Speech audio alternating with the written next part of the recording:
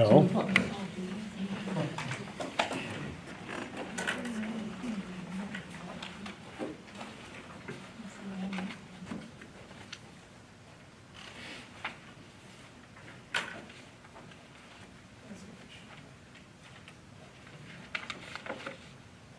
Yes. Why does not an owner developer, why is it that an owner developer does not have Yes, single agent. Because it's his own property.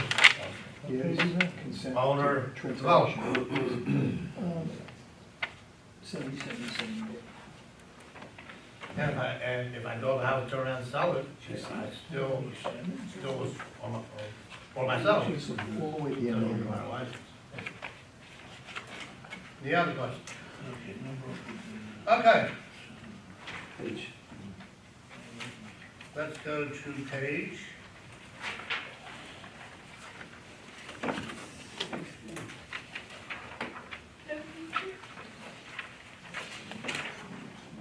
$67 was the last page. Actually, bottom 64 and top of 65 was the last highlight. No, next to the last highlight.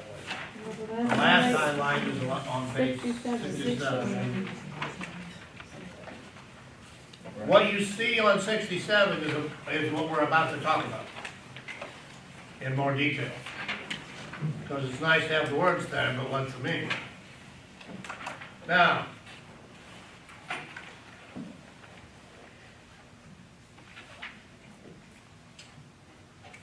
in the middle of 66, start with line 19. Let's put a bracket from line 19 through 35.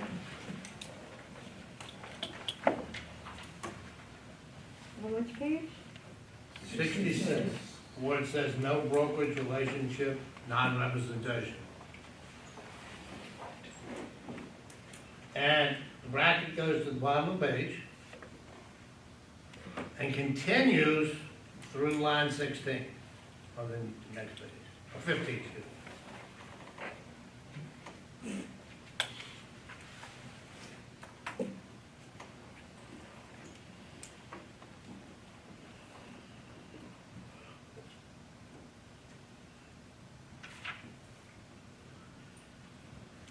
Now, in this area, we're going to do some highlighting. But I want you to put, and I'll tell you where to put it, to put NT, when I tell you to highlight it. NT stands for not test. How about NCT? Not class test.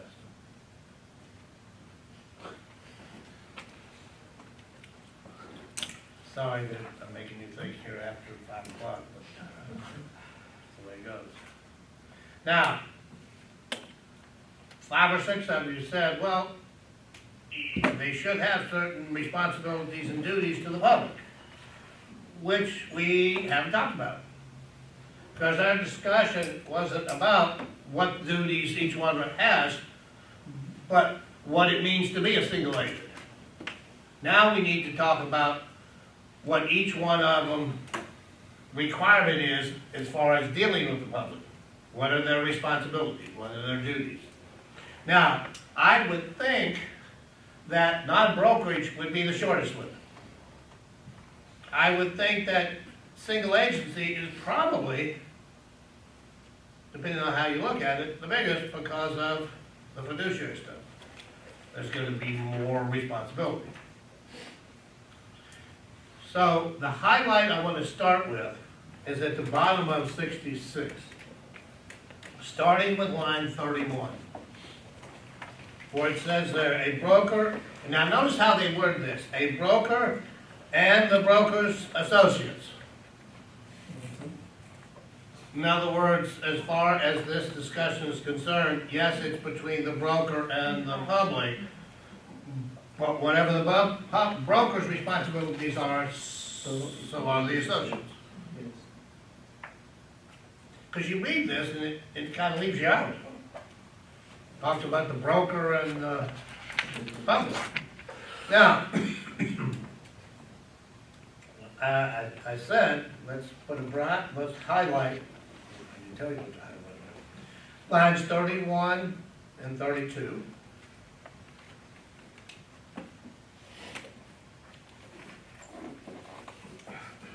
Now, right below that is the first of the duties of a non-brokerage. All I want you to highlight is where it says accounts for all funds. That's all. I don't want anything else. Number 2, it says deal honestly and fairly. That's all I want you to highlight. On 3, it's the first sentence. Disclose all known facts that materially affect the value of residential real property and are not readily observable to the buyer.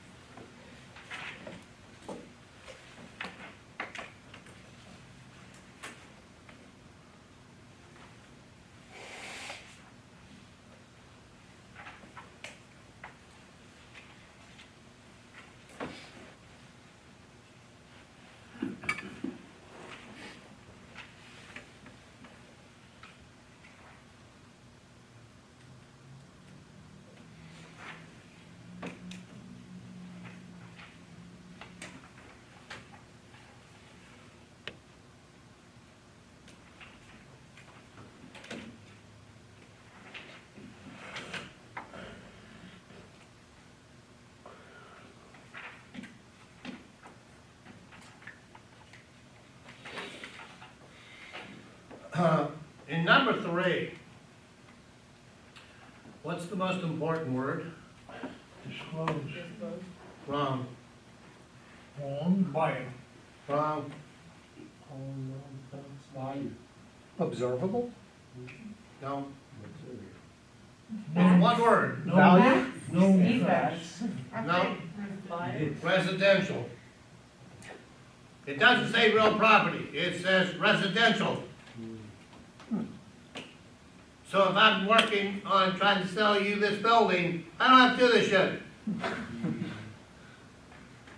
Why? Because it isn't people like investors who have 18,000 attorneys and 24 CPAs. I'm not there to represent them. They got enough representation to choke a horse. I'm there to help facilitate the transaction, no matter what brokerage relationship you're in.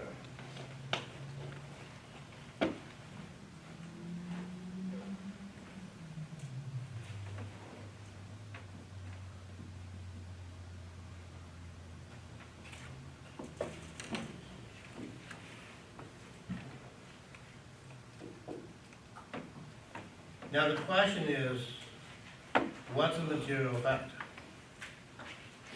Material people, you have to do the property and the structural, that's not readily observable. What about the fact that there's 3 open permits? Nothing wrong. That wouldn't be readily observable by looking at the house. Yeah.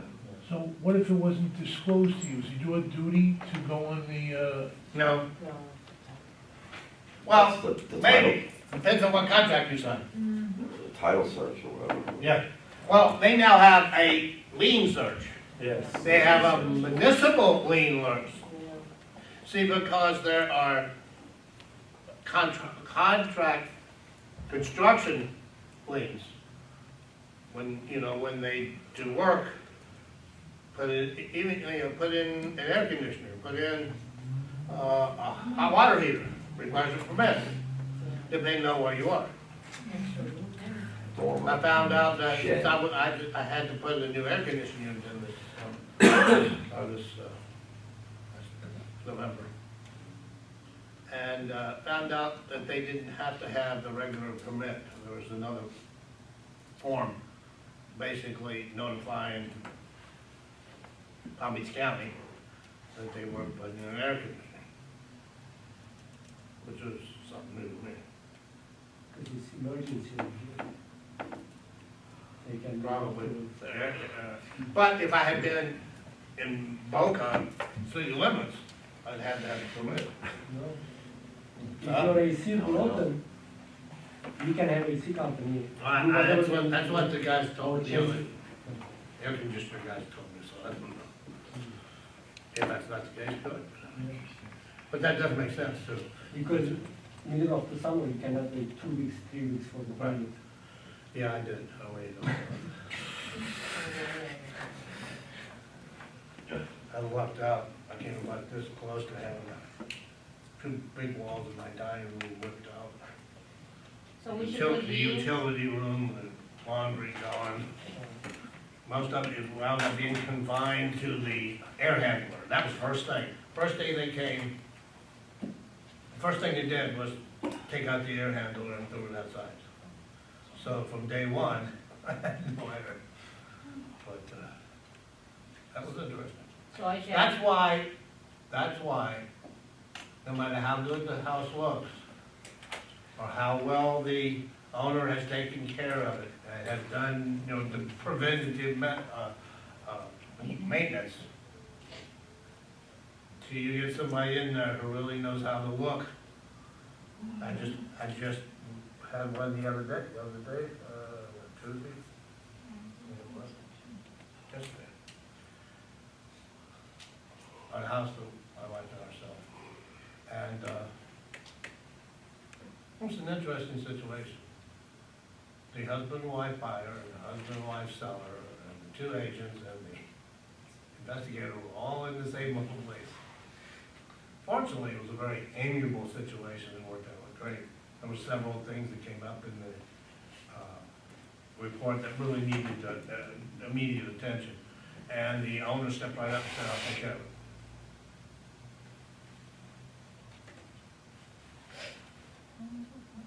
Now, most of the time you hear, it's as is, you fix the damn thing. Buyer says, if you don't fix it, I'm not closing. And if the buyer's within the inspection period, the buyer has the right to exercise to hold themselves out of that deal. But that's what, another day. So you can look at what the non-brokerage relationship duties are, and I guarantee you those three are also in transaction broker and single agent. Because if you think about it, as an agent dealing with the public, would I have to take care of their money? Yes. Because any money I got my hands on is somebody else's, including the commission check you bring home or bring back to the office from closing. It's not your money. Unless, of course, you've gone through our GPAC. And honestly and fairly, that would make sense that maybe whatever your brokerage relationship was, that you probably should deal honestly and fairly. I would assume nobody has any comments or questions about that, because if you do, you definitely are out here. And this idea of disclosing of material facts in the question, but you have to be careful of, is that you don't have a question where answer A is no property and answer D is residential no property. And if you don't pay attention, the two answers look the same. That's why I specifically pointed that out. Because they want to play games that weren't residential. But that tells me a lot right off the bat.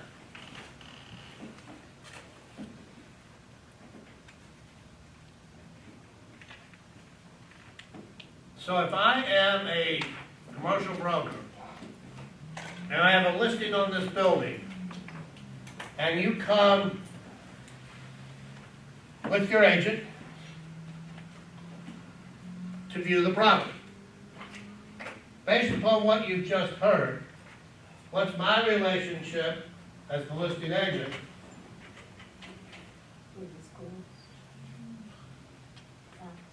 and the seller? Transaction broker. Same answer for the other side, I just won't bother doing. Does it have to be in writing? No, Why? because you said so. No, I don't accept the answer. I'm just a messenger. Because the state says so. I want to know why. I know FREC said it. Why? Because it's not a single Because agent. you're not saying Or no. Because July the 1st, 2008, It became a law. the law said the public has the right to assume, unless they're told otherwise, that you are a transaction broker. That's probably 10 times we've done that now. Is that the actual date, July 1st, 2008? No, I made it up.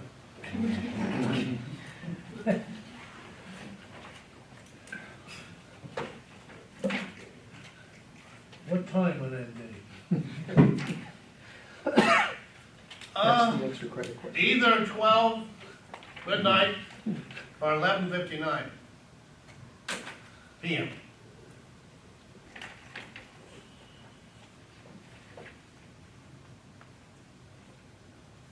Good question. Could be significant. You were supposed to wait until after that day was over versus doing it that day. Well, you know what, at this point, it really don't make much difference. Now, in the middle of the page here, they set up all the duties, and then they indicate what each type is applicable. Now, I'm not gonna do the discussion from here, because there's not enough information for us to discuss it. We'll come back, and this is a review.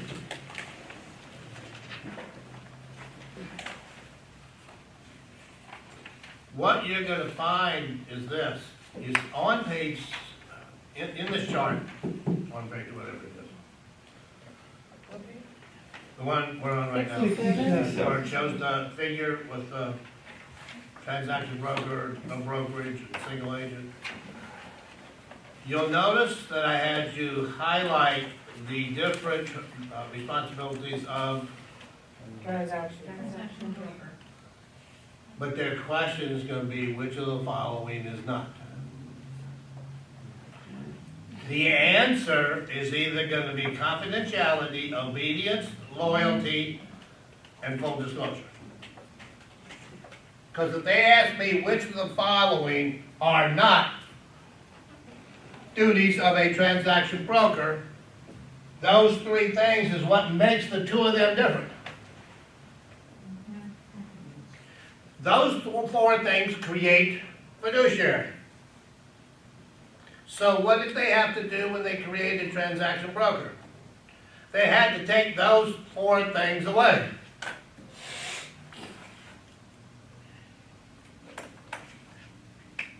Which also has significance.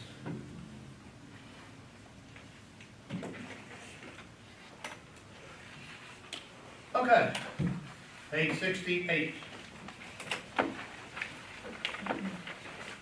Starting with, on 68 with line 1, bracket the rest of the page, including the paragraph at the top of 69, lines 1 through 8, and take a moment to look through it, please.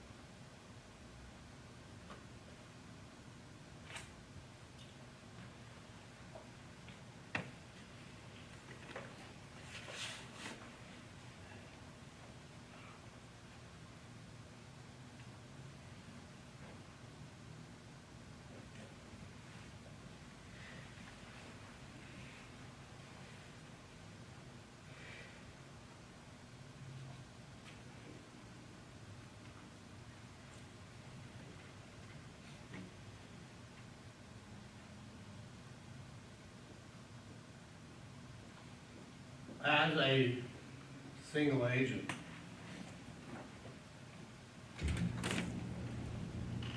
what word would describe a single agent that would not describe either one of the other two?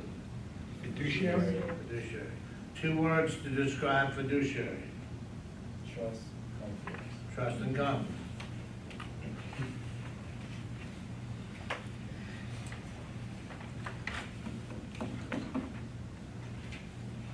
If you're a single agent, now, if I said to you, I'm working with a customer,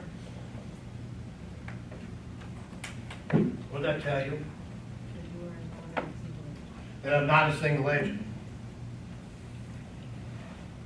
What I did not tell you, whether I was a transaction broker or a non-brokerage agent.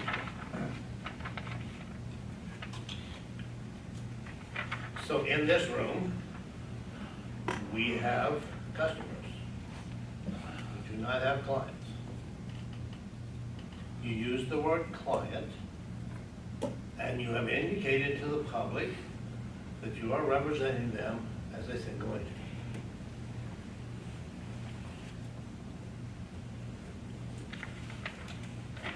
Sticks and stones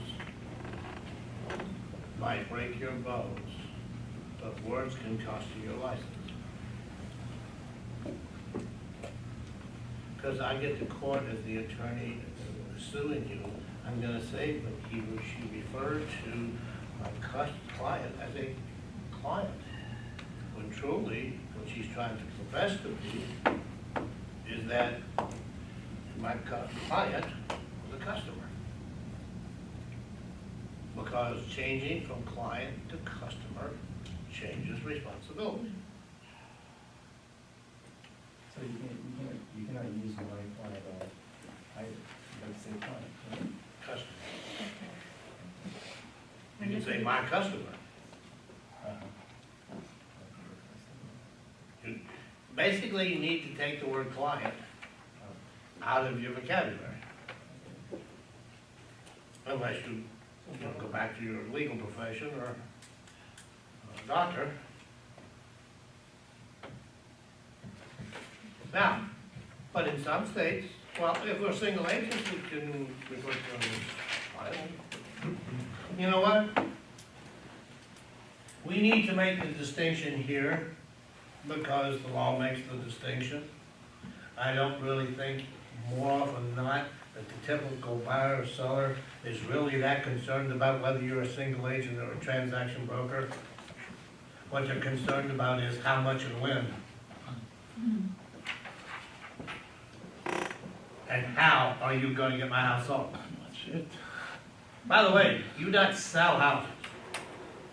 If you listed the house, the odds are, statistically, you're not going to sell it. So therefore, my job is not to sell your house, Mr. and Mrs. Seller. My job is to get all 30,000 agents in Broward and Palm Beach to become aware of your property. If I do that and spend my effort there, I'm more likely to find you a buyer than if I go out and beat the streets myself. Would you not agree? They don't understand your job. You're just starting to understand your job. And it is definitely a job. But if I don't understand my job, I can't explain it to someone else and why they should work with me. Marketing, you with any good company, you got marketing. Not like ours, but you've got marketing. But your ability to locate buyers and sellers and be able to do something with them once you've got your hands on them is a different story.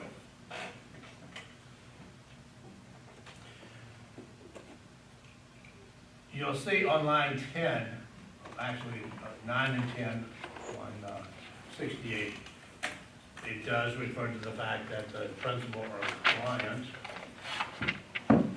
should only be used when referring to a single agent. And then that little gray chart below it kind of lays it right out there in front of them.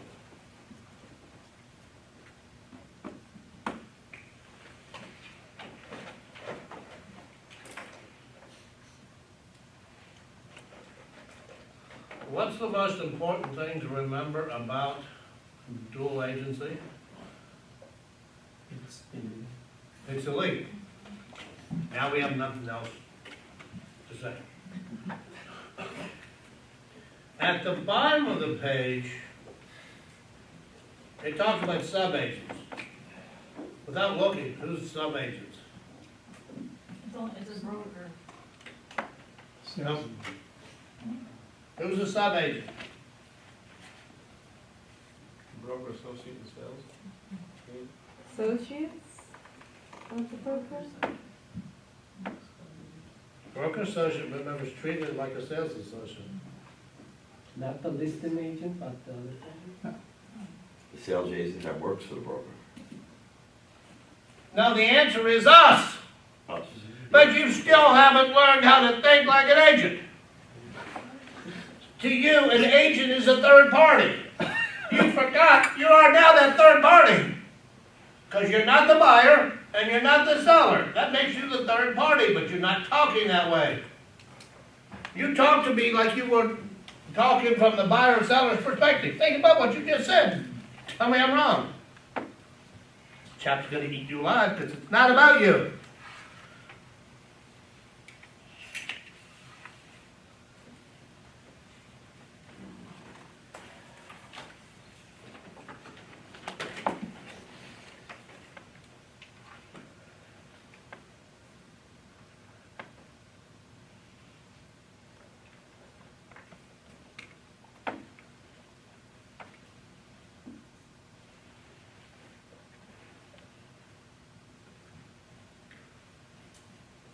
That 1 and 2 at the bottom of the page. Subagents, when we just were on 68.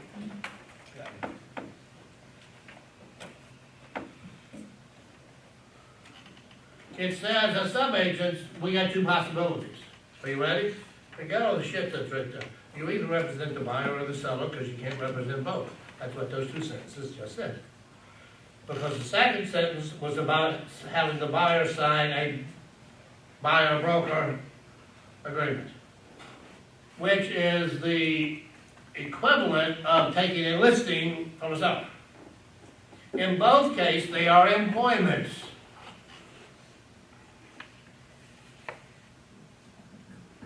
How many of you have ever worked with an agent who asked you to sign a buyer-broker agreement? How many of you even knew it existed?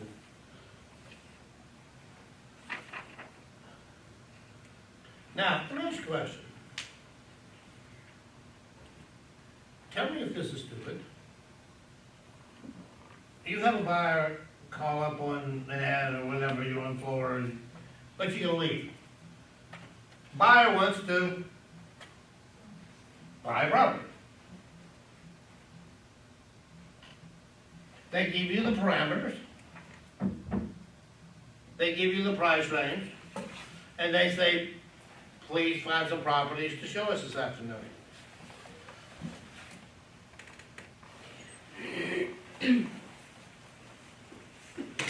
If that's how you start your relationship with a buyer, here's what's going to happen. You're going to find them a house. They're going to go back to their mother, who knew they were a pain in the ass, and would have to see every house available. She's going to let you do that. And then they're going to go back to her, and she'll write the contract. And you'll come right into us. What are you going to do about it? And the answer, probably in most cases, is nothing, because there's nothing to do anything about it. We'll talk about that later. It's called procuring costs. Oh, you mean there's no loyalty in real estate? No shit. Well, yeah, there is. There's some. You create your own loyalty. Because I had one yesterday. The agent for the other side, guarantee you, he doesn't have to worry about his customers. And his customers keep him in business. He just, I do no marketing, I work out of my house, I got all the business I can handle. Referral versus a cold call is a different animal, you know. Yeah, and if you're an experienced agent and you've been in the business 10 or 15 years, and that's not where a majority of your income comes from, you've done something wrong in the last 10 years. You should be building a clientele, like a doctor does, like a mechanic does, like a roofer does. How did they get their next job? Word of mouth. Or- Well, guess what? You are a professional providing a service. No difference. Except you know, maybe a little cleaner looking. Oh, by the way, once you get the license and you come in here as an agent, you will dress like one. At minimum, business casual. That eliminates shorts, jeans, because of the marketplace are there. If you're in Keys West, yeah, probably come in with flip-flops and t-shirts and shorts. But I'll give you an example of what I'm talking about. I had a broker's post-license class one time. And it was probably one of the most interesting classes I have ever had. They were all previous FREC1 students. And they kind of stayed in touch with each other. And they all came back with a 60-hour license with broker. No, actually, it was sales license. But that doesn't matter. One was from Key West. And he looked like he was from Key West when he came in. And one was from Miami, Fort Lauderdale area. One was from this area, a couple from Orlando, one from the Panhandle. And one of the topics that I thought was appropriate was professional dress. And it was interesting to listen to why they felt they were dressed properly. A guy from Key West said, if I showed up in a suit and tie, they'd think I was a drug dealer or something. You know, he just didn't fit into the scenery.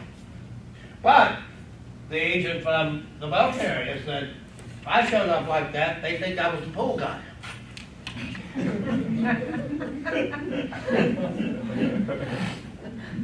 Like I said, it was a very interesting class. And the clientele, customers that you have to deal with are very different. But we all know that. We joke about it. It's not going to be a joke anymore. You're going to have to deal with it. And how do you deal with it? Before you put them in your car, you explain the rules. I have a question for you. You want me to go out and show you some properties. It's very important to me. It's important to me. It's essential to the seller. If I find you a house today that met your needs, would you most likely make an offer? If I liked you, I met all the criteria, yeah. Okay. Notice I said most likely. I didn't say definitely. So let me ask this question. I'm now going to let you be the seller. And I'll be you. I really like your house. I want to buy your house. Seller says, well, how am I going to pay? How are you going to pay for it? Oh, we're going to get financing. Great. Have you been pre-approved? No. Have you talked to a lender yet? No. A lot of legwork involved. Oh, by the way, you normally need more than if you get financing, it saves $100,000, and you get 80% financing, well, that's $20,000 right there, plus closing costs and prepaids. And the seller asked me, the buyer, do you have proof of funds? And your response to all those questions were no. So, but you want me to take you out? You're not getting too much done, I guess. But because doing that, I find out how serious he is. Because he says, here, I already have it. I know what. I'm gonna be writing a contract real soon. Yeah. The decision making is gonna be how good a job I interpret what he wants. And then I'll ask his wife. And get the real answer.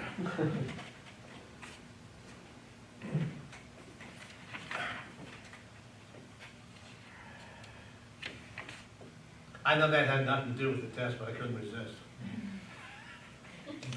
Because I see too many agents doing that.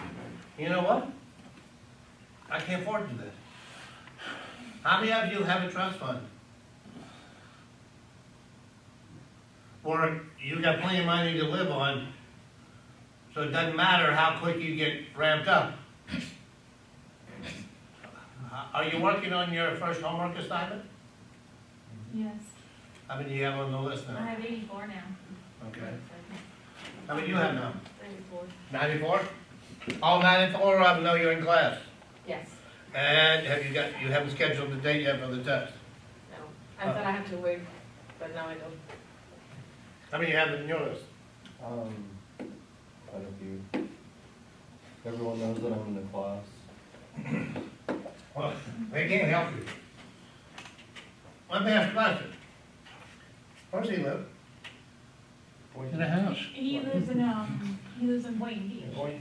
Oh, no, or Boca, right? Wayne. It is Boynton, right? Okay. Where do you live? Okay. Where do you live?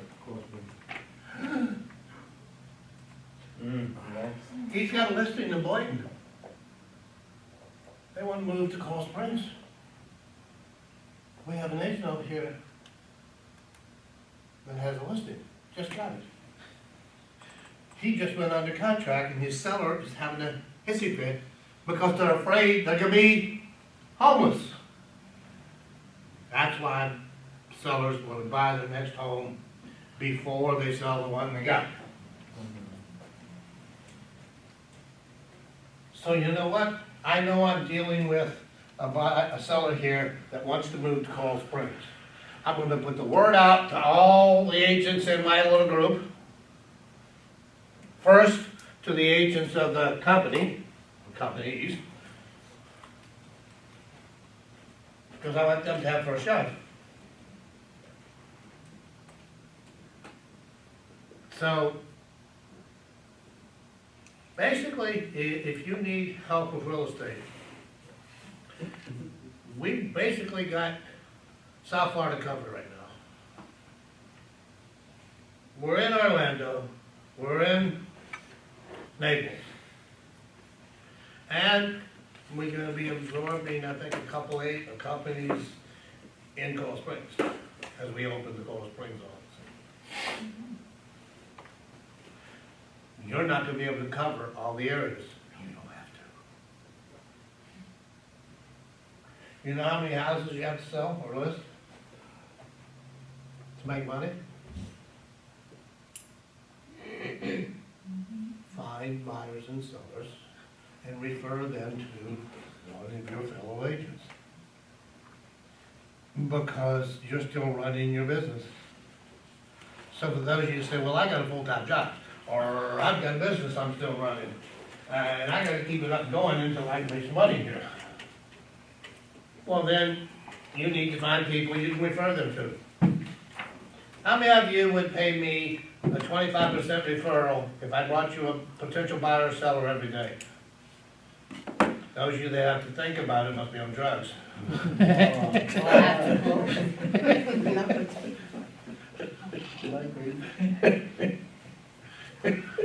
So you can't use the excuse that I can't work full-time.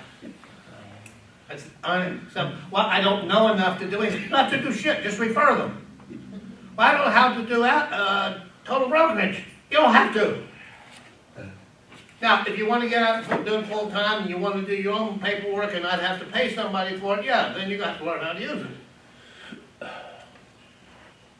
Because I understand, I'm not stupid, I understand that a lot of you would really like to start the day you get the license, but unfortunately, life gets in the way.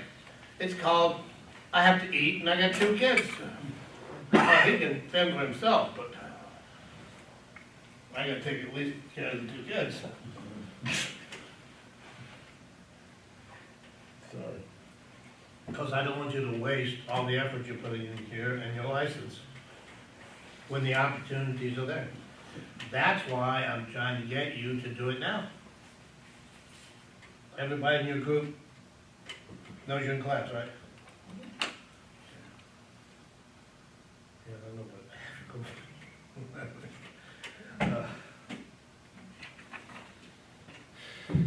How many of you have sent the link to the company's website to your list? To a few of them. Wouldn't it be a good idea that the people you're trying to create a network with, to send you referrals? They know you.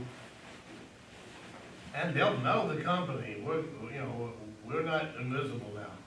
When I first started in 2011, there were 40 agents. There's 40 people in this building, forget the agents. I think we're either at or exceeding 1,000. And I won't tell you what he's going on. And he doesn't have a 2 in front of it.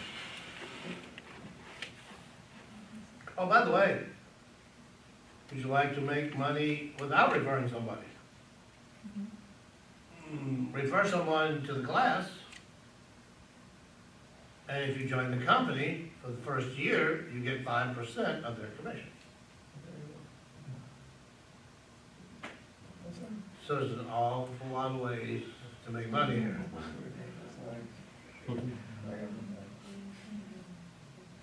Because you know what? If you're that comfortable to recommend someone to the company obviously will feel reasonably comfortable that this person has good potential.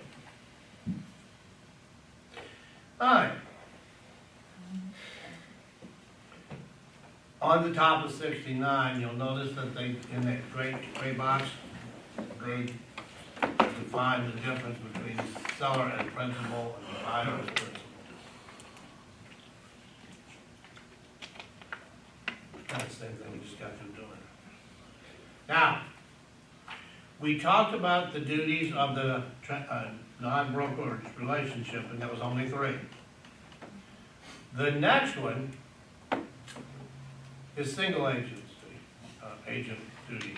On line 9, highlight single agent duties.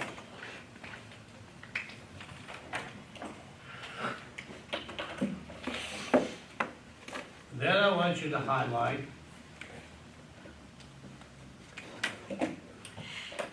the sentence that starts right at the beginning of 13 that says, these 4 unique duties.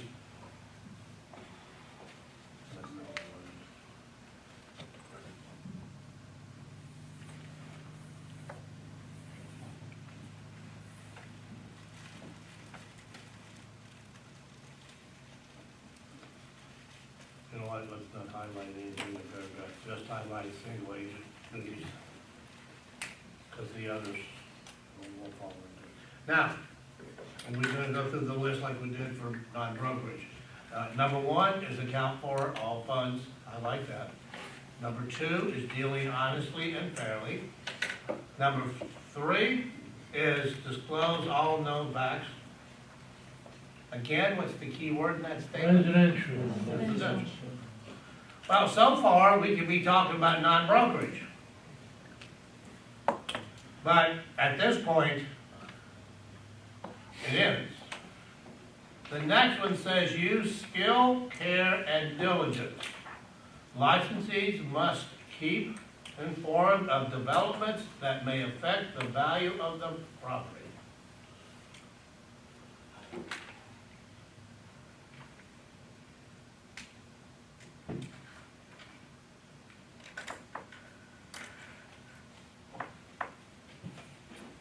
So I take a listing, if there's an HOA there or a condo, may discuss it with the seller. I may even touch base with the association or the property management to make sure that I understand what happens when a buyer shows up.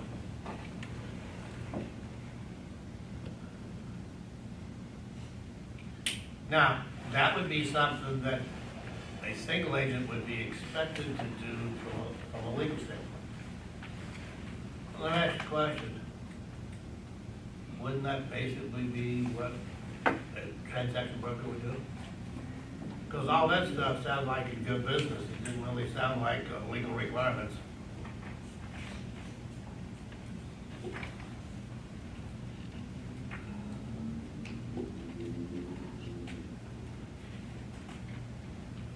Number 5,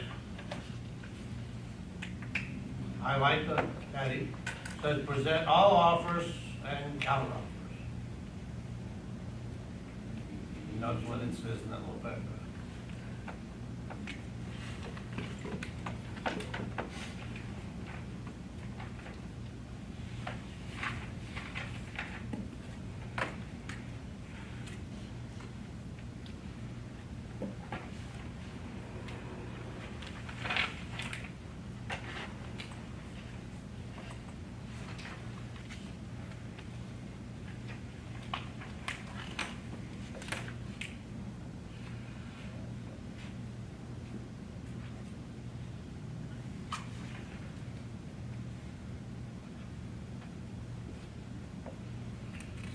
So I have, as the listing agent, a verbal offer, a written offer with a deposit, and a phone call from a broker in Lake Worth that says within the next half hour, they will be emailing an offer. You contact the seller. Which one of those 3 would you tell them about? Written All offer. three? All. Well,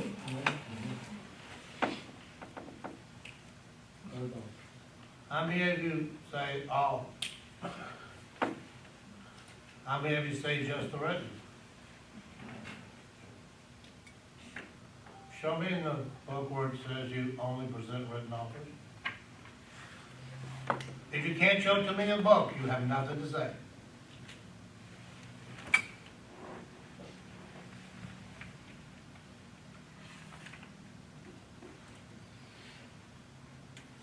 I'm not looking. Oh, by the way, Is it page 5? Item that's one. until the deal closes. Not until there's a signed contract. Because from the seller's standpoint, having a backup would be to the seller's advantage. Because if the first deal died, there would be another one. For the buyer, it's also a good deal. Yeah, that's it. Because if the first deal again goes south, and the buyer really wanted this house, 69. it's a good deal for them too. Item 5. Understand this, Sign it. you don't have the right to decide whether a offer is good or bad unless instructed in writing by the seller. Why?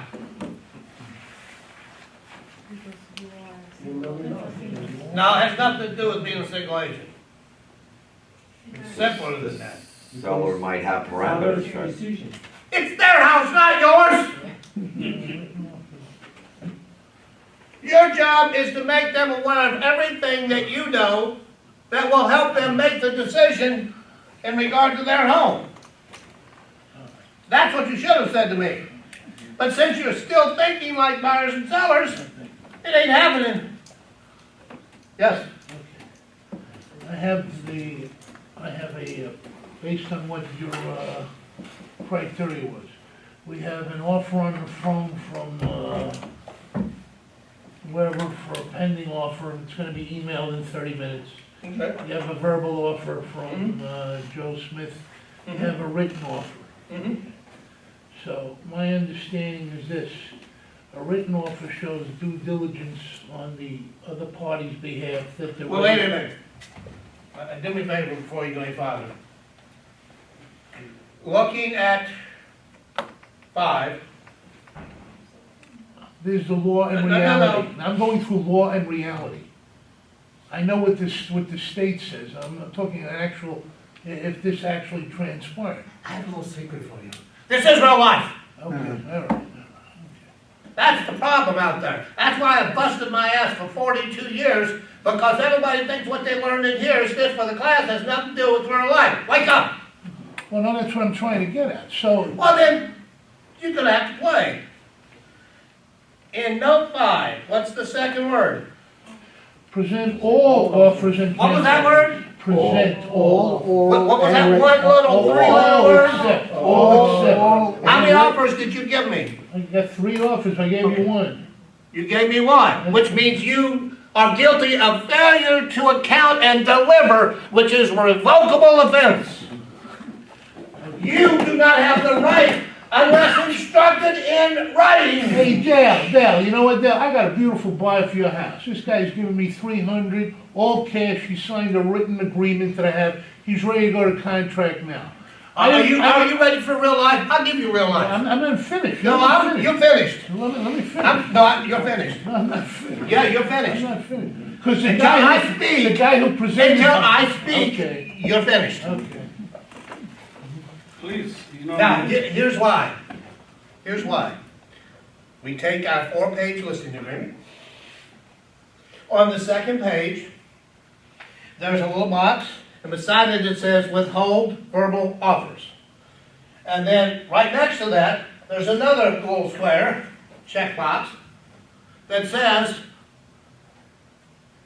do not present any offers once there's a fully executed contract.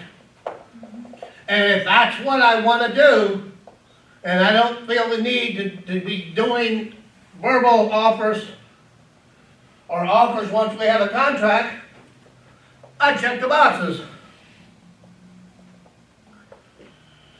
Because I agree that if I bring you a full price offer, tremendous qualifications, in writing, ready to close, and I got a verbal offer and some phone call from an unknown broker in Lake Worth. If the boxes are checked, I don't have to tell the seller about them. If the boxes are not checked, the law says, I have to present the offer. but the law's clear, it says, unless what? A party was previously. Written, Unless what? written. You got in writing what they want. Okay.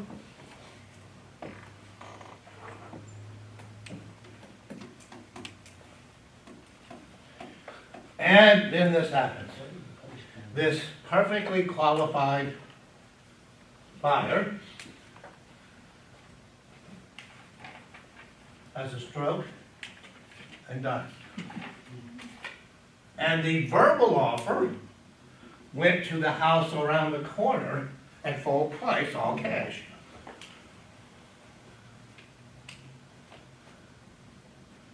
Welcome to real life. But the point being is, unless your seller gives you permission, you don't have the right to decide what the seller should know about or not. But you also, if you're a professional, have the right to give your opinion as to the validity of each one of those offers. And the verbal offer and the phone call would not carry a lot of weight, in my opinion. But it's not my right to make that decision unless I've been given the authority to do so. All right, I Nice didn't- and simple. right. I had asked you earlier if there was a listing agreement, I wanted to see, had I seen those boxes on a Florida listing agreement, then this would have avoided this conversation. But see, if we hadn't had that conversation, And then I told you about the boxes, they wouldn't have any meaning. Because if you don't know what the law requires, and then allows to happen, you don't know that first, you wouldn't think twice whether it was checked or not checked. I like having them checked. Why? It puts me in control, Absolutely. but I have to be careful. Because what if this buyer is my buyer, and I have the listing? And this agent comes in with that buyer. There's where agents get themselves in trouble. Because do I want to have to split 6%? Or do I want to get all 6%? I'm talking about real life. Well, That's real life. That's what I was getting at. But that's not the point. Everybody understands that you present all offers. Yes. Doesn't care, I don't care what scenario is, you present all offers. Unless a seller, in writing, specifies what they want to see. But even if they said they don't want to see verbal offers, that doesn't mean that I won't pick up the phone and call them if I get a good one. Well, in a 45 class, I said that one time when we were having this discussion, and one of the gals in the room, who had been in the business close to 2 years, and she was doing a lot of business. She says, I would never present an offer verbally. If it ain't in writing with a deposit, it's not worth anything. Then a gentleman in the back of the room, probably 70, 75 years old, said, I bought $10 million worth of property last year in 5 deals. I negotiated all of them verbally and then had my attorney prepare the contract. She wanted to crawl under the table. Yeah, but you're not going on the other side. You have a verbal offer, it never comes to fruition for whatever, yeah, tomorrow they're coming in, they're this or that, and whatever, you know? Or it's a written offer with a deposit, big one, Right. with a financing contingency.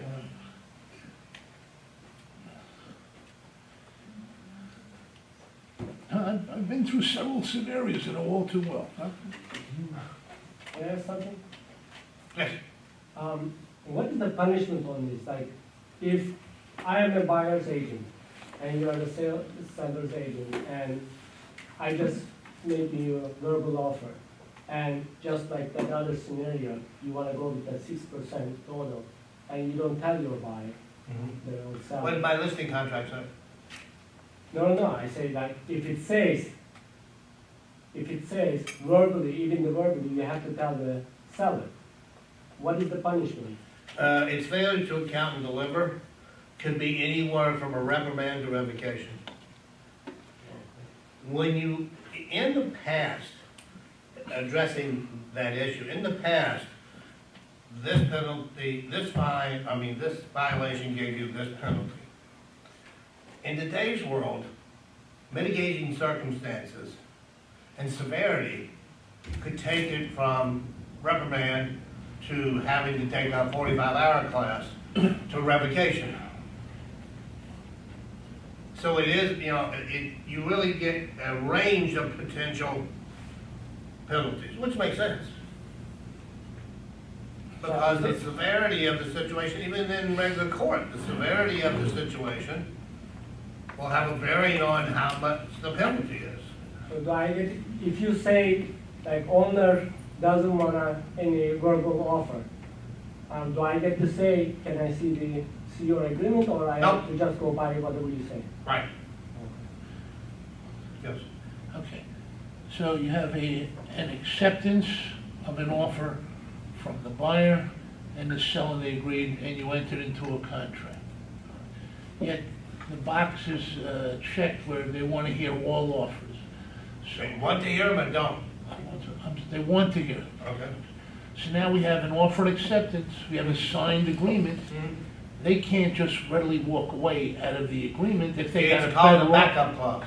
No, backup, yes, but you can't undermine the transaction. Of course not. Okay, We all understand that's that. Florida, that's why I'm asking. No, it's not. Don't read different Florida. All right, so even though you have an offer, you signed an agreement today, you got an offer using arbitrary figures of 100,000, seller accepted. 5 days later, I get $1.25. You present it, it's still as a backup offer in the event of, that's, I just want to. It's called backup. Okay, go ahead. All right. Let's go to number 6, which is confidentiality. Here's one. There is limited confidentiality in the transaction broker. This is more detailed.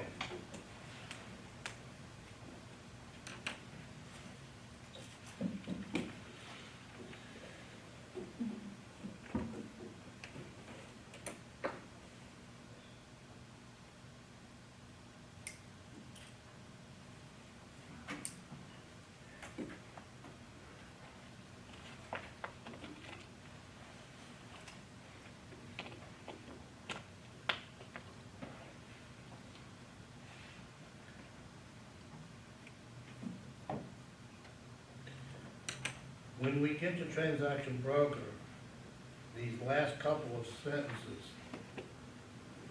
are what makes the two of them different. You're gonna see that the first part of that paragraph is gonna look an awful lot like what you see in transaction broker, but we'll come back to that. The next one is obedience. Again, highlight the word obedience.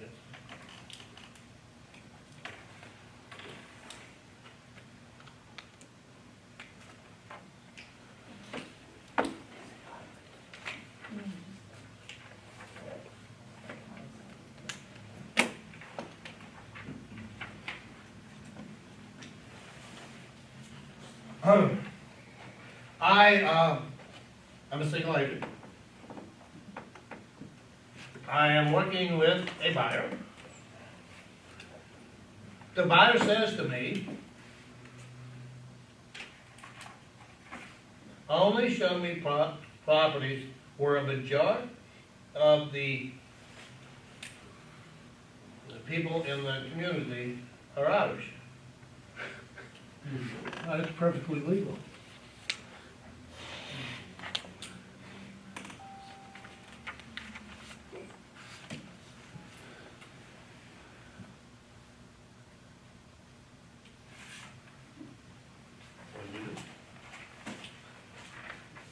I'll give you a little hint. It is illegal. However, I'm trying to make a living. Can I attempt to talk the buyer out of that? No. Absolutely. I explain to them federal law, fair housing, does not allow me to show property or give out information on the basis of blah, blah, blah, blah, blah, blah, blah. And my buyer said, now, I'm single agent, the buyer says, I don't care. I don't want to, I want to be shown communities where a majority of the people are Irish. Now, what are your options? Can you ignore your buyer's request? Yes. Yes. Unconsciously, you could ignore it. Because, That's his purpose. because then you can't uphold a contract if it's in violation of the law. Contrary to public policy. What's the word that's the heading of this? Obedience. Obedience. What's that mean? Obey. Which means, Lay the law. You- I do what I'm told. Yes. Some of your kids don't understand. They should be fun when I get them in class. You do understand I've had 10 kids in class. And I'm getting to the point where I wouldn't be surprised to find out. Never mind. Stupid process. It says obedience. Obedience means you do what you're told. So I cannot ignore that box. Excuse me? I'm not through. Okay. So, option one is, I follow the instruction, obedience, and do what the seller, buyer says. Or, I politely explain to them that I will have to end our relationship because I don't want to lose my license. That's your options.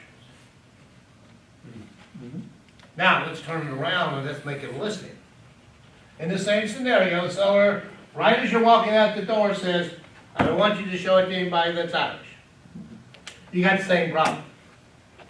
If I can't talk them out of it, and because I have the duty of obedience, and because I've got a federal fair housing law that says I can't do that, I have to walk away. The seller, you're a single agent, says, I want you to raise the price in the MLS by $10,000. It's already $10,000 overpriced. Do you have an obligation Yes. to raise it $10,000? Yeah. Yeah, but you can try to talk them out of it. All right, I can try to talk him out of it. Bastard, he's not gonna listen.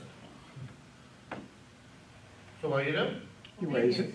You either raise it or You withdraw from the listing, which you can't do. You know, withdraw the listings, you raise. No, you can't do it.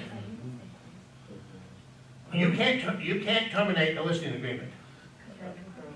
Only the broker can terminate the listing agreement. Number one, you're not one of the parties, so how do you terminate something you're not a party to? Yes, you're signing on behalf of the company, but you're still not a party. Back to the obedience question though, if Yeah. you're the buyer, if they're, They request a release. I wanna live in an Irish community, do you just look for Irish communities, or you I'm never- sorry, I'm sorry, man, but federal law and office policy does not allow me to show property or give out information on the basis of race, color, religion, sex. You better get used to say that because you're gonna get a chance. Or I can bring the gentleman, Mr. Hawkins, who's at the Fair Housing Office, I think it's still right.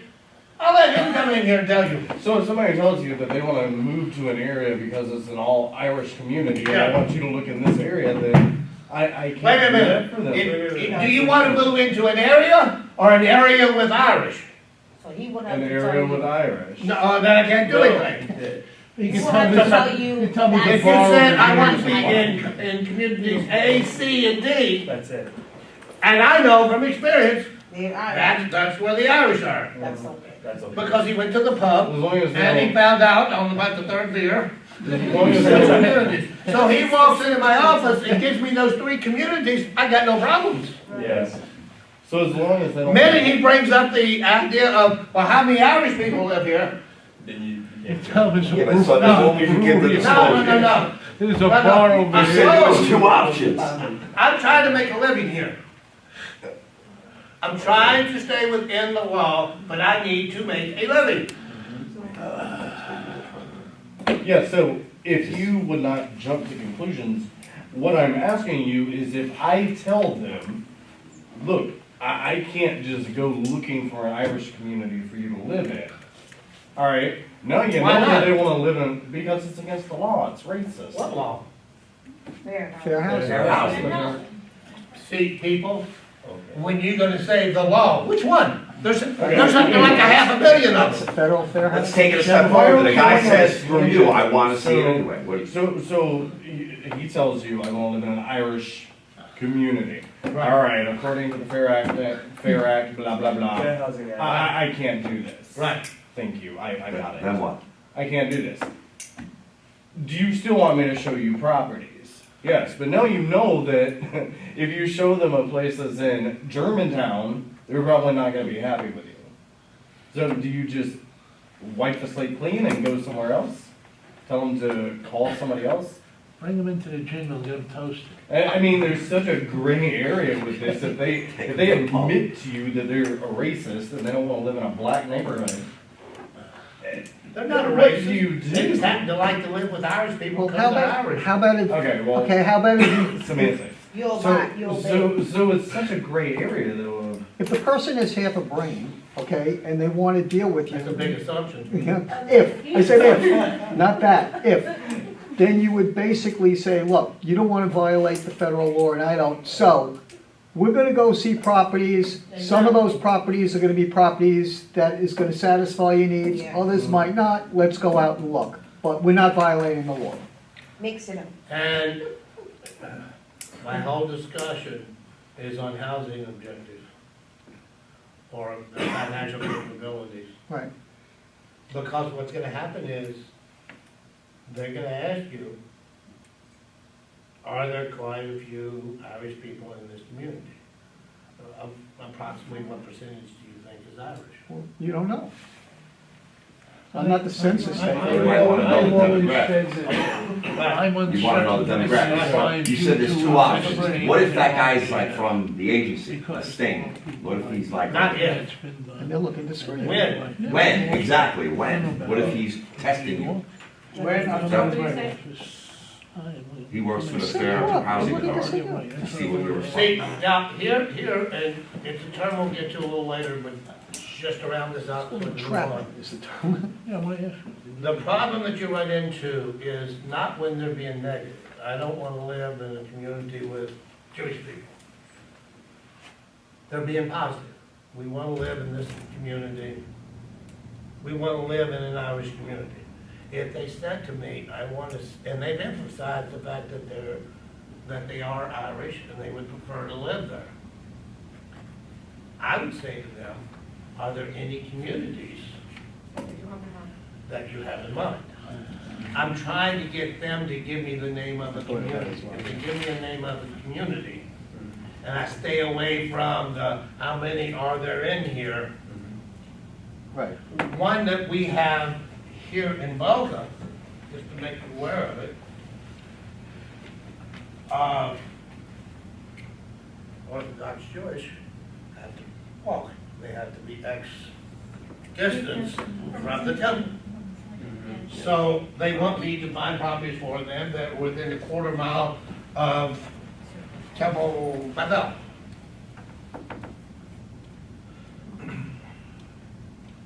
Can't do that.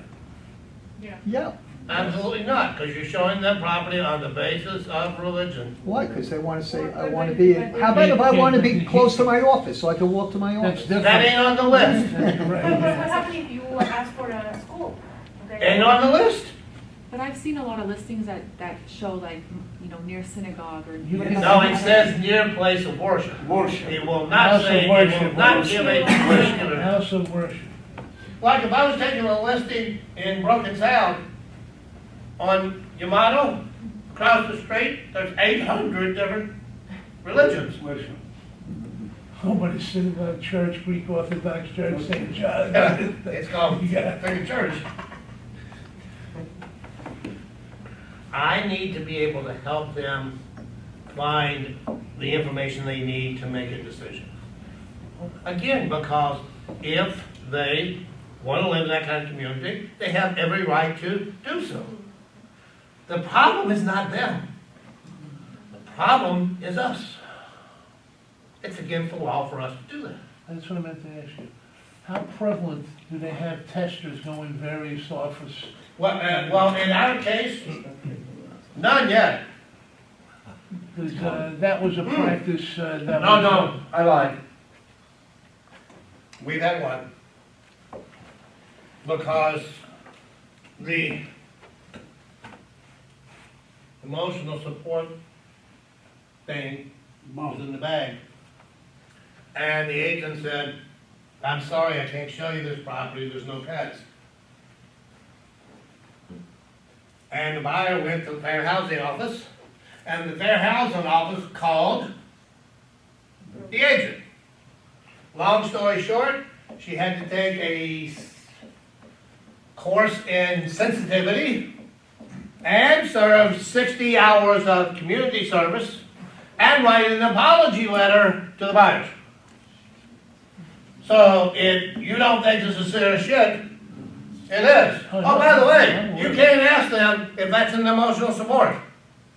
You can't ask them for documentation. The owner can, the association can, you cannot. Wow. Is that on the test? No, that's real life. Yeah. Yes, it is on the test. It is, wow, okay. Let me tell you which test it's on. Your W-2s, Like that. or your 1099, Oh, yeah. or the lack. Oh, my bankruptcy filing. Yeah. Now, I'm a transaction broker. We got a different story, but I'll get to that in a minute. The next one is loyalty. It's number 8, we're on page 7.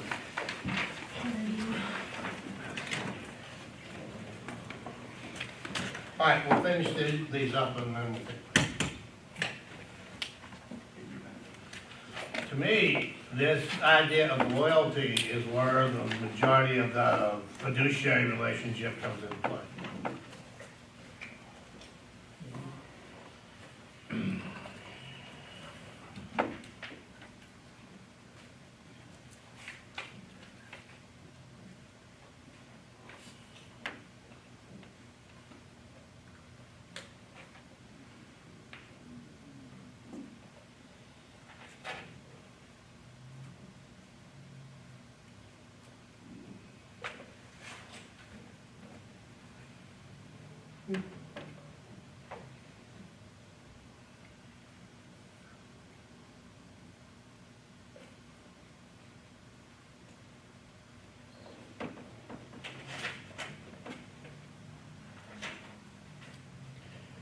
In today's world, you see a lot of LLCs, even when somebody's buying their own home. There's a lot of reasons. One might also be to conceal their identity. You go to list a property for a police officer, you won't find it in the public records. Why? Right? What is your question? Liability corporation.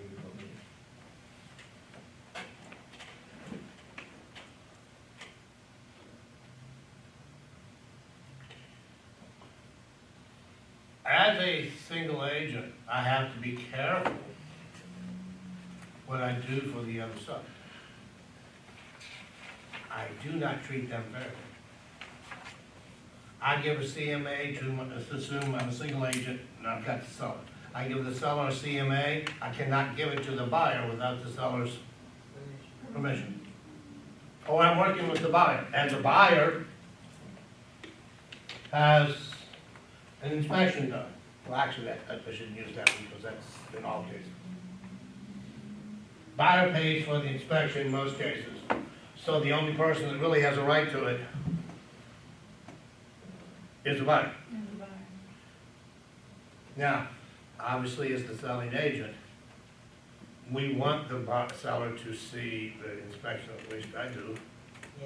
Because unless we're going to go with the as-is and just take it based on what we saw, if I want to negotiate with the seller, I got to justify that negotiation.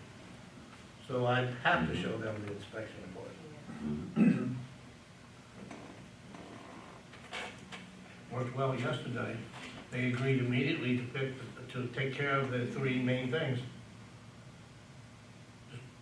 Because they're nice people. And everybody was treated fairly. And then number 9 is folks.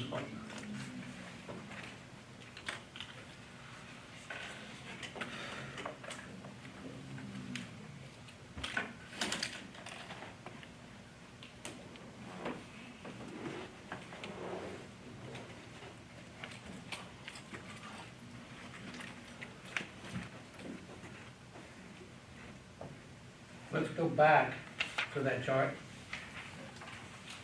which is on page 67.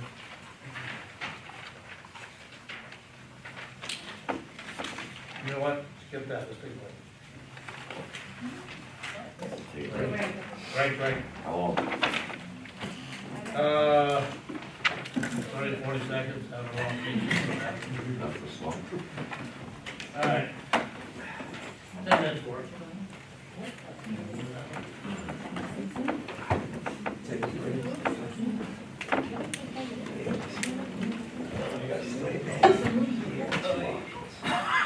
Still didn't really answer the question. He didn't answer the question. Oh my God. We don't like law, I can't do that. And then you're so qualified to mix up. It's a little bit of financial. I'd still be worried that the At guy the end was of the an day, agent. the thing is that you already told him and you do Cover not as your, you obedient. can't cover your rent.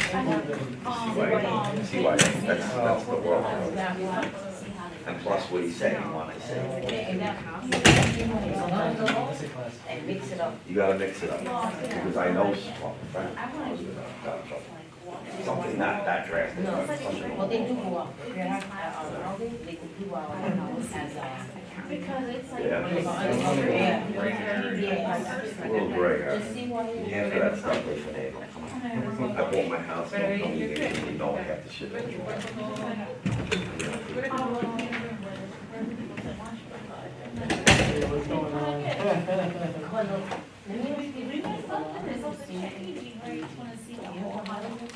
¿De dónde eres?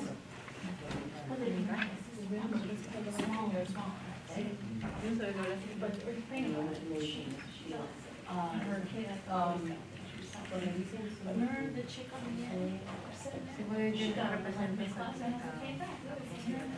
A uno, al barrio. She hasn't been back. Nosotros trabajamos en pagos de broker, pero representando como seller o buyer. Sí, entonces se llama un seller. Me confundo a veces. El teléfono ni siquiera me mandaba. He leído. No se me queda nada. And it says you can't, and it's, if you go back to the beginning of the book, you can't miss more than 6 consecutive hours. So once I sign off, I was like, make sure I'm here, you know? Yes, yes.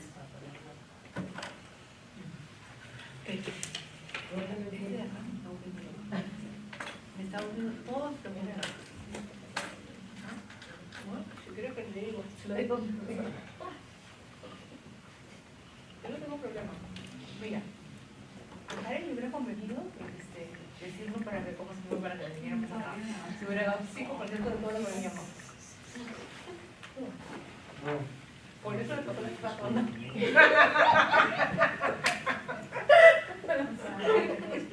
The first time I was trying to find, but there were multiple offers on the Facebook.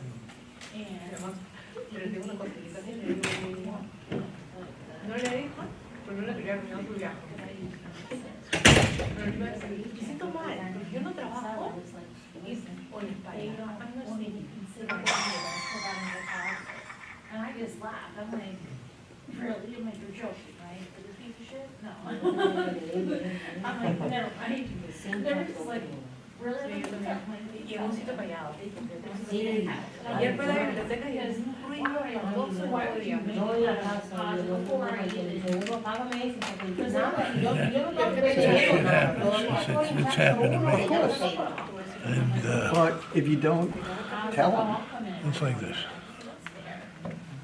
And she's like, no, she won't take it over, it's really. yeah. That's right, yeah.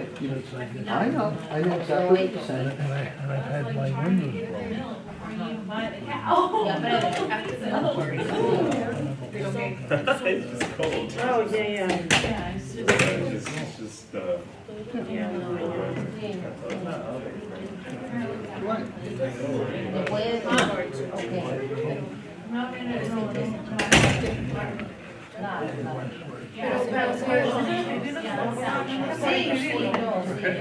This is the law, and this is reality. No, eso es lo que yo pensé, a ver, It's like you're working on your own tightrope. And you know something, unless you're doing a lot of business over there, okay, unless that's really your bailiwick, you can get set up and you can find so much money, and put you out of business, so you really have to. This is very prevalent. Sorry, I was eavesdropping. No, with the house. In other words, you're working a tightrope as an agent. Olvídate, si no pasas de allá, no, no puedes. Si no pasas de acá, Because they want to live in an area. They only want a certain kind of element of people living in the area.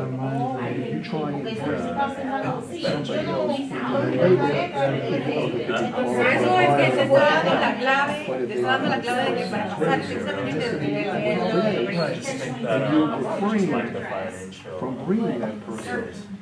Okay, you're violating the law. And, yeah, but That's what I'm getting at.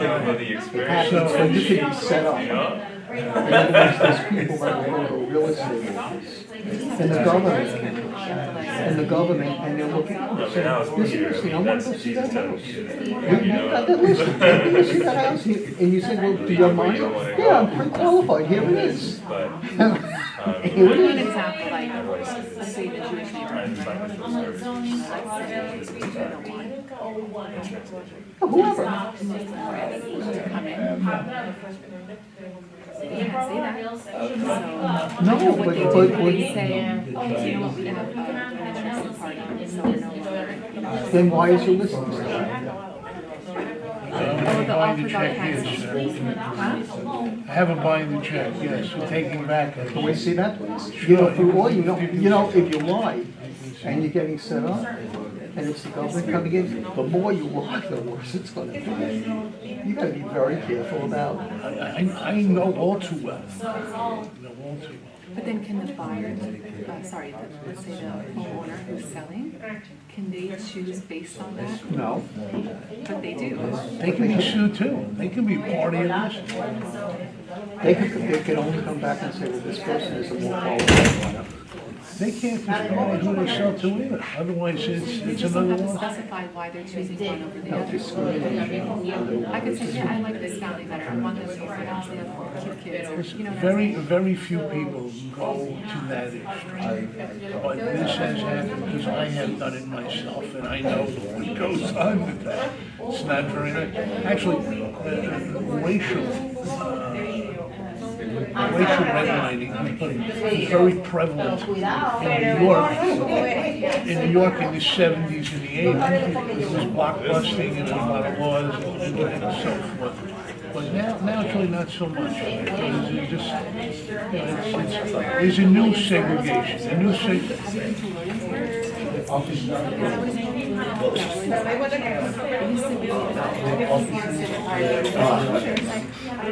My goal is, So you live in Baltimore. Williamsburg is all orthodox. Port and Atlanta. Fort and Or Atlanta. on the hill. She lives about a mile from the boat. Yeah, just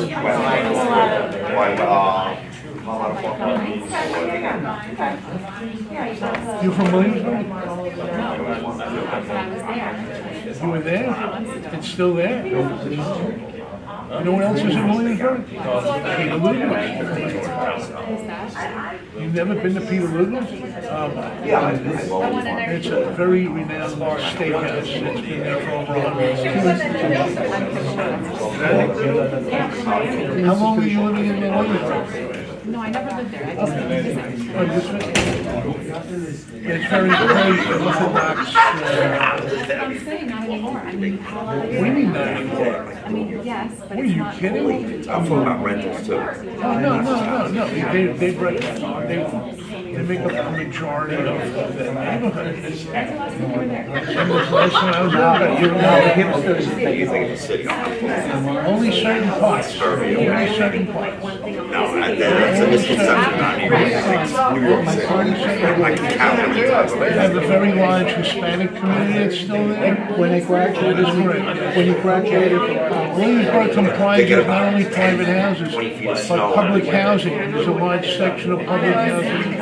Either buses or like pure like. No, you didn't see the entire complex. A lot of families. we gave him a co-op. We got him because maybe about 12, 13 years ago. He stayed there for about 3 days. It's been a cold winter. He said, I want to take my to a place. Because I think I'm going to sell my apartment and go buy something else. He took me to Williamsburg. He took me on construction elevation in a hard hat to a slab. He said, what do you think of this? Wait, Working, working. About 9 years ago, it's I can't get he it. went to Williamsburg. My son, he had an apartment in Manhattan, sold it, moved to Williamsburg, Northside Piers, pre-construction, Northside Piers, pre-construction right on the water. Right. They changed the zoning. It goes on Sold the it property. after 3-4 years. Small firm or whatever it is, the price is it's absurd. real estate here Everybody. what I'm learning is It's the relationship. Because the price is self-employed. the house market here. Right now, I'm Not looking that for I'm sorry, I can't hear. buyers are flaky. Buyers are flaky and rude. Here's a quote that we use in New York. Buyers are liars and sellers are worse. There's no loyalty. waiting on the job. This is a perfect example. I'm looking for a 3-2 in ABC Village. I only want a 3-bedroom, 2-bath in ABC Village. Gotta be a ranch. Just don't show me anything. Okay. Taking them out, you know, Mrs. Smith taking you around. A couple of days you're preoccupied with you call back. Oh, we made an offer. Where? On EFG City. What do you mean? You only wanted to go. So don't go by what they tell you. Otherwise, you're in the winner take. If you're taking somebody out, show them everything, regardless Gotta of show what them they say. everything, because you don't know. Sometimes, someone walks into a place and they fall in love with it, even though, because it's very rare that one property has everything that somebody's gonna Right, want. people make concessions and everything.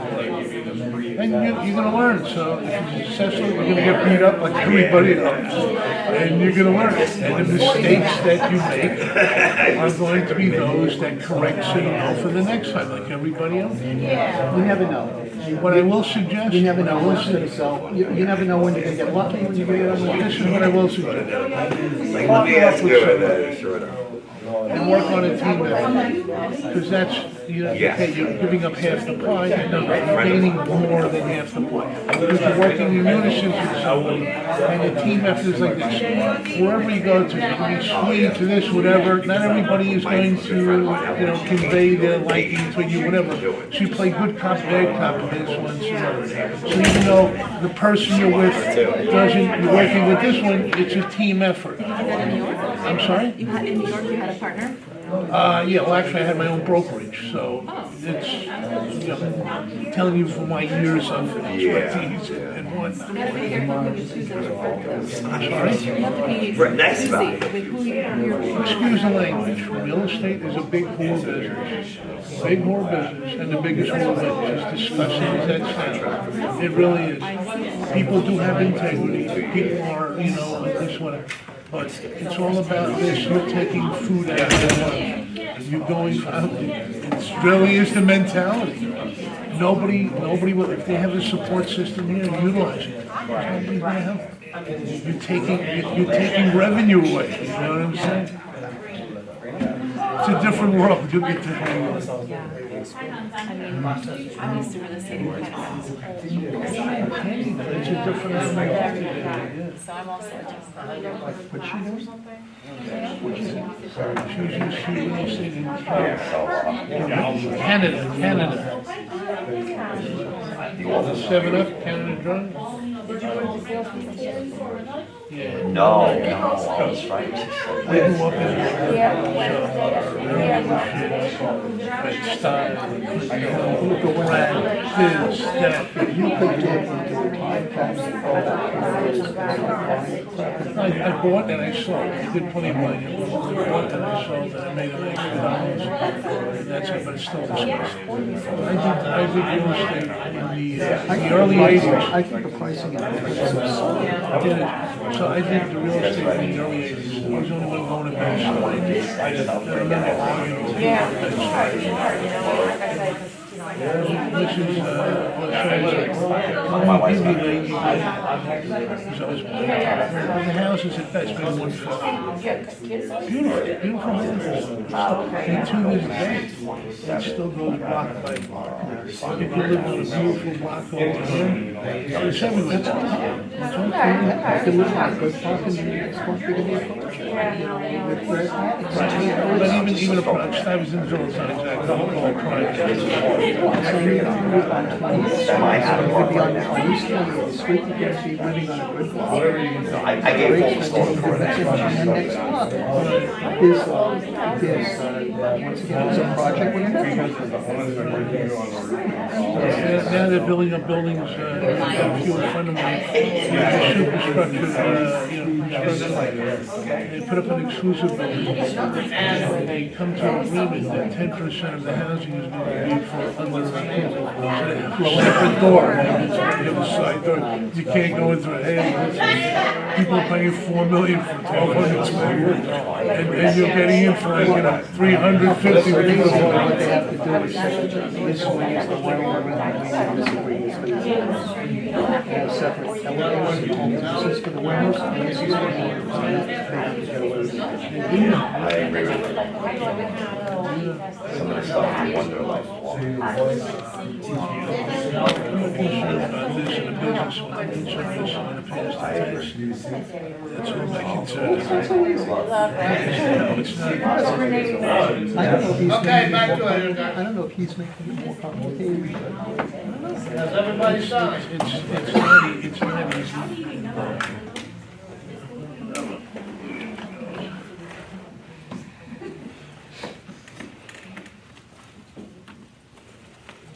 No wonder it's 24. People sign twice? Well, maybe it's me, myself, and I. Dinosaur. Thank you.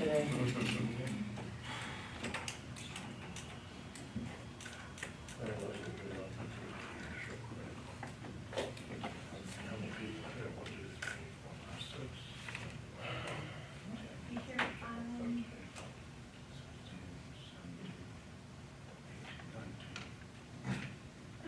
Someone left. And someone left. Hold on, we're here, hold on. Yeah, there's people missing. Well, she's Oh, sick. tonight, yeah, it is. She's sick. Few people. 4, 5, so it's like, what, it's almost 6 people then. Because Sounds about behind right. us, 2 girls over there, her, the one lady that walked out, the old lady, she Girl always walked sits out. over there next to him. Yeah. Well, I got 19 for, I got 17 for This tonight. minister lady, they're walking out, they walked out halfway through the class.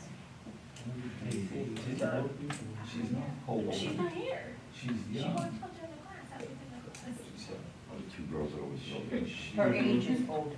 Discrimination. We're a real estate agent, we can't see. We're not letting. I'm just saying it from a woman's point of view. I'll have to match it up. You're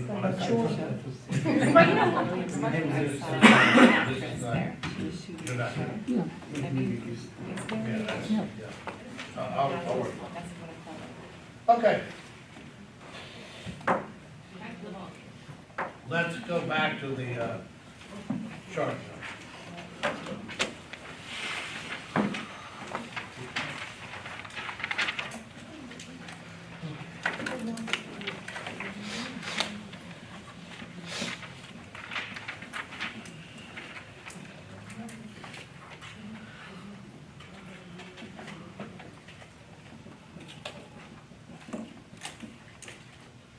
If I ask you a question, based upon what you're looking at on page 61, 61? no, 67, Thank you. can't see.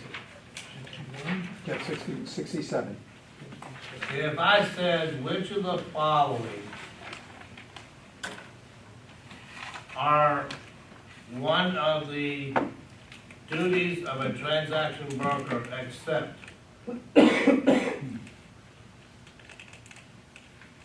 which of the following, It's cold. Confidentiality, obedience, so opinion is cold. then there's four possible answers. Right. Which one? I gotta leave something up to mystery. But those four things is what make those two relationships different. Because you realize as a transaction broker, you got a lot of stuff in there that for argument's sake is pretty much the same as a single agent, except for this confidentiality stuff, and obedience. Oh. I don't know if I did this, you can tell me. I've got a listing as a single agent. Single agent tells me to raise the price 10,000. And I can't talk them out of it.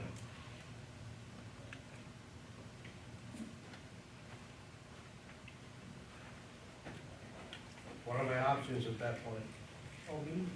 You have to do it, opinion. Either have to raise it 10,000 or Withdraw. withdraw from the listing. Because you've got a duty of obedience. Even if the person giving you the instruction is an idiot, it's not your property. You're only there to advise and guide. Unfortunately, I can tell you from experience, they'll always follow your instructions and guidance, because they've got it figured out. But, that's not gonna be a problem for you, because you're not gonna be a single agent. So same question. Seller wants me to raise the price 10,000, which is already 10,000 over the price it should be at. Can I say this? Mr. and Mrs. Seller, I understand that, but we went through the market analysis, I'll be glad to go through it with you again. However, I will not raise that price 10,000. You signed a contractual agreement between you and my company that you would give us 6 months to find a ready, willing, and able buyer to meet the price and terms of this listing agreement. We have been diligent in doing such. So sit the hell down and shut up. I do not have a duty of obedience.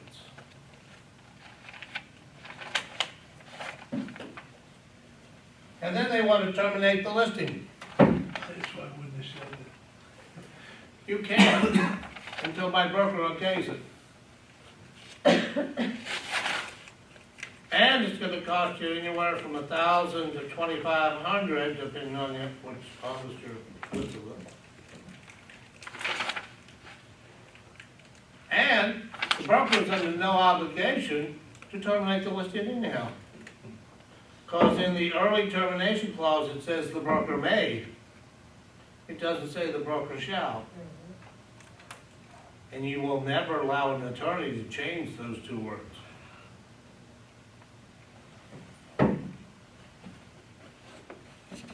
What does shall mean? Must. Require. What does should mean? It would be good. Good idea, but it's not required. May doesn't mean I have to. It was interesting, a couple of years ago, when they went through one of their revisions for the as-is contract, they changed all the wills to a shall. Wow. something about the fact that the word shall is more definitive. And this state is time is of the essence. Meaning if closing is supposed to be on the 23rd, it shall be on the 23rd.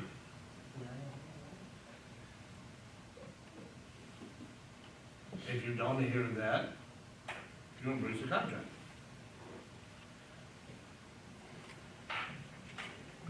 We're not in and out, on or about state. We are on or before, because in the state of Florida, time is of the essence.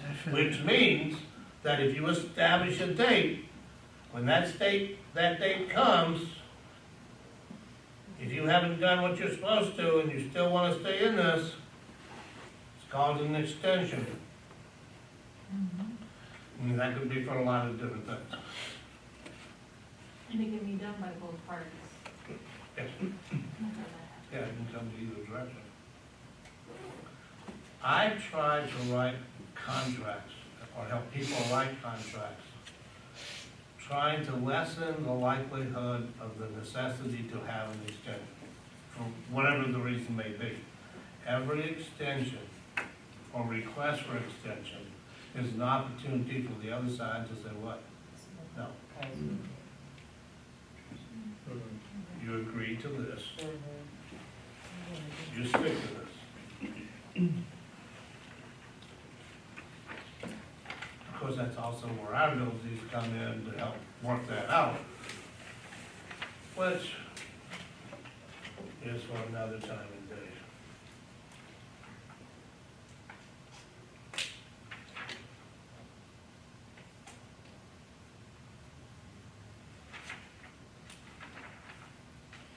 Okay.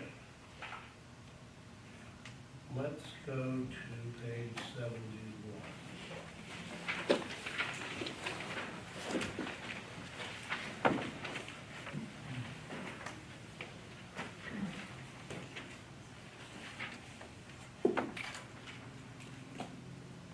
On page 71, starting with line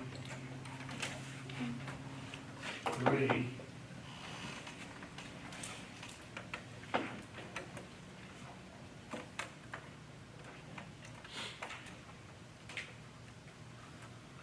put a bracket to the bottom of the page.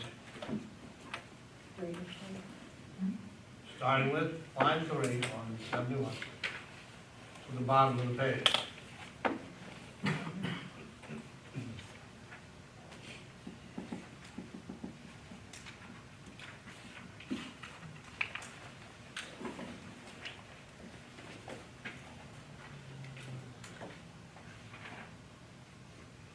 And then on page 172, put a bracket from lines 1 through 29.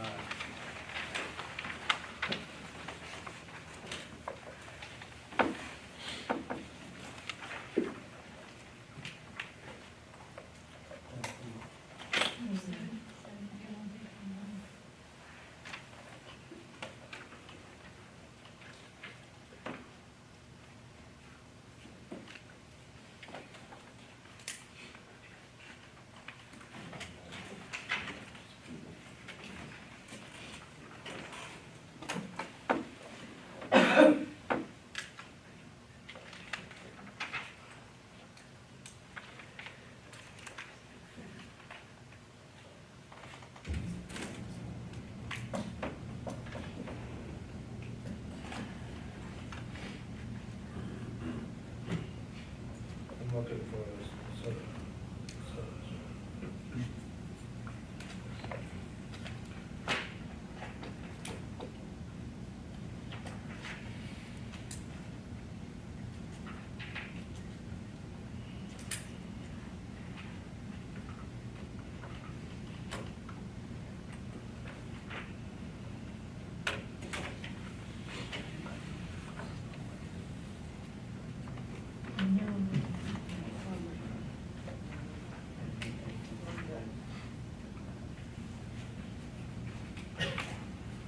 All right, on 71,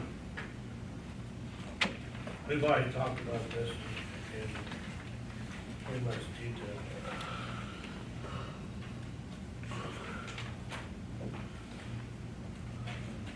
You'll notice on 71, in the left-hand column, you see it says 475.278, paragraph 4.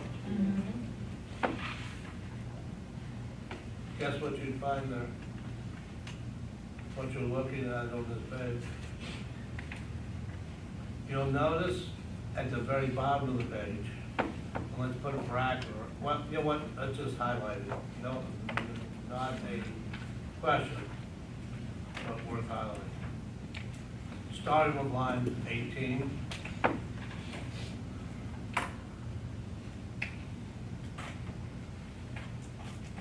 To the end of the page, and it actually finishes up on the next page.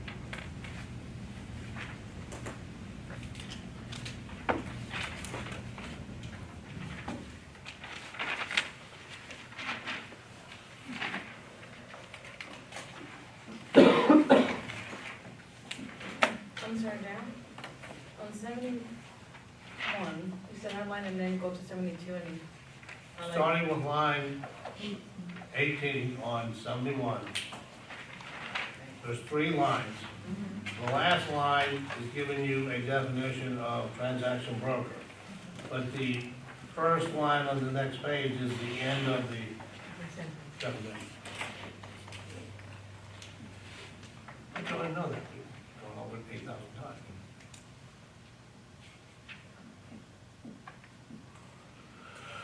But again, I would put a bracket around lines 1 through 29.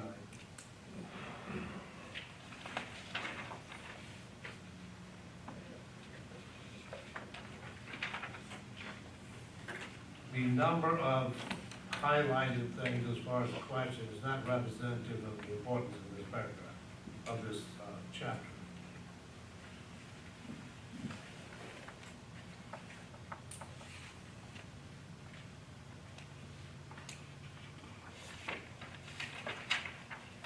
When you talk about a transaction broker, it said they had the duty of limited confidentiality. Now, the question is, well, then what things do they hold confidential? That is lines 30 through the end of the page.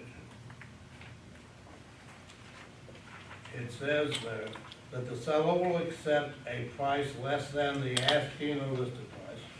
The buyer will pay a price greater than, motivation of the parties, and the fourth one to me is terms.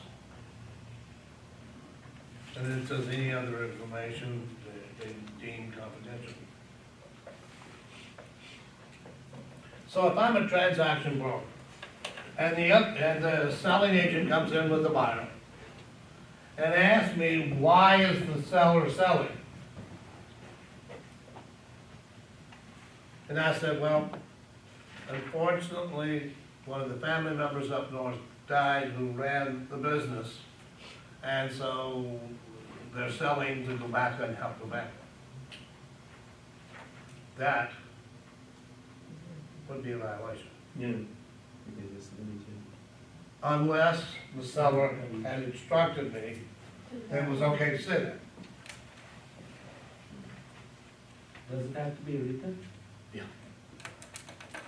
Well, I shouldn't say that. That was a real life answer. In my mind, every agreement in real life had best be in writing and acknowledged by whoever is affected by it. Because if you don't have that, you've got a problem.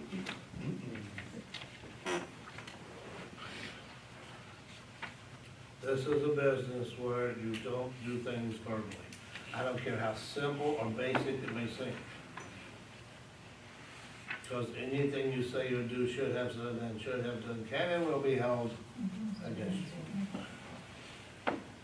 So it's important to put things in order. And a lot of times in writing is an email, which I just upload into my file. Well, the communication doesn't, have to be in the mail. Could it be in a, like a WhatsApp? What? Could it be in a message? Because in the contract, there's a paragraph that says electronic signatures and electronic delivery is equal to.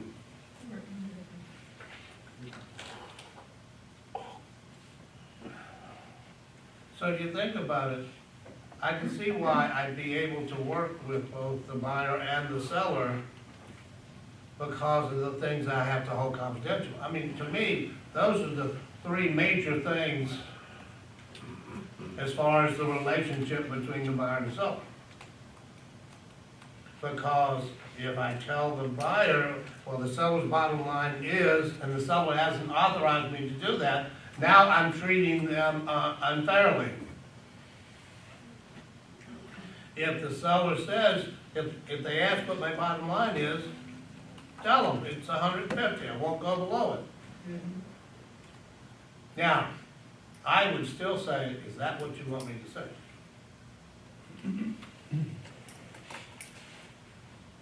And if they said yes, great, I send an email. As per our conversation at 2:32 p.m. Today, you authorized me to make the buyer, if asked, aware of the fact that your bottom line is 150. Now, a lot of people say, well, isn't that overkill? Wait until the seller turns on you or a buyer turns on you because you don't have it in writing. Then we'll talk about overkill. My mind, there's never too much documentation. It can always be not enough. Because it's easy at the end to eliminate stuff I don't need. And remember this, the transaction that doesn't close is your most dangerous transaction. Rarely do you see lawsuits from a closed transaction or a complaint filed against the licensee. It is much more common that when that deal doesn't fly, there's a contract that it doesn't fly, it's always going to be your fault. And of course, they look at this big company and they think deep pockets. Why do you think we have a corporate attorney? Do you understand what she spends her life doing? Quick question, do you ever get the buyer and the seller together, like when you're a transaction broker, do you ever sit down? From a standpoint of negotiating, Yeah. no. Because in my mind, they're not free to talk. I don't trust what they say. Okay. Because some people will be reserved and they won't want to say anything bad about the house. And then you've got the other person, the other type of buyer that is downing everything about the house, figuring what? I want them to think that whatever I offer them, they're lucky they're getting it. So to me, that doesn't work. There are times, yes, I've seen it put together, but to me, that's rare. Like the two couples that I dealt with yesterday, even though they have a good relationship and I think everything's probably gonna be cool, you never should say that. Because the minute you say, this is an easy one, it'll blow up in your face in a hurry. But when you're talking, putting the deal together, I don't think it's a good idea. Like I said, I don't know that my buyer or seller are gonna be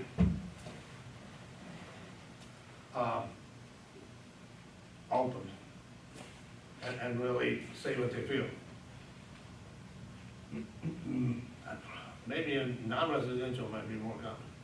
But even there, a lot of times it's not the buyers talking, it's their attorneys. We put together the letter of intent and hand it over to the attorneys and get out of the way. Wait for closing. See, up north, you don't have a tremendous amount to do once you have a contract. That's not true. Down here, That is not true, Bill. okay, well, maybe not where you, but where other places, Well, maybe until you see everything that goes on there, you know.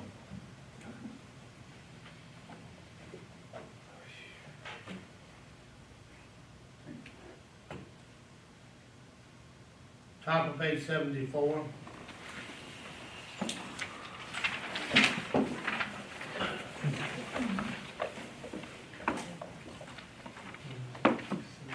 If you look at those two bullets at the top of 74, if you have to do anything with those two statements, you have to be kidding me. Because we haven't done that 10 times, we haven't done it at all.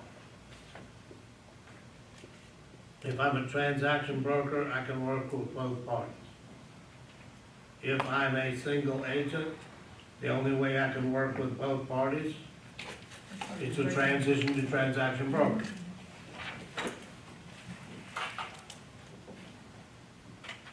On 75, disclosure requirements. Bracket 1 through 16.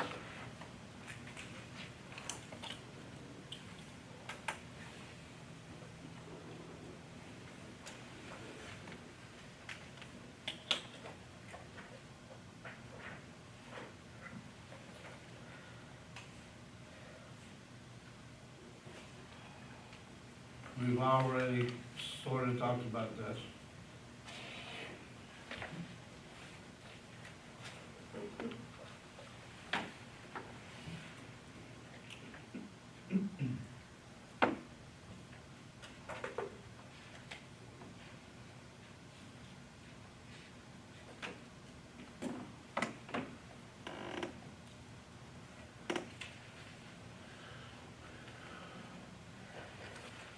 Is the requirement of written disclosure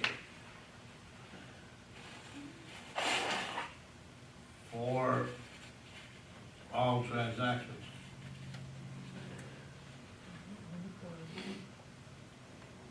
No, it's residential.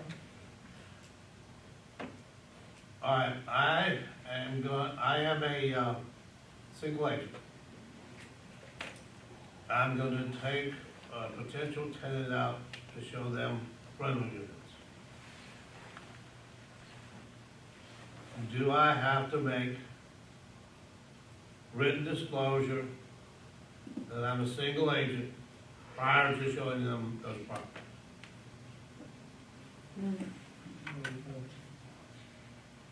I'm taking out my client, I'm a single agent.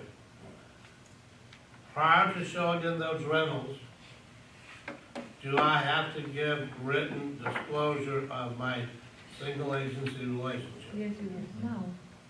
No.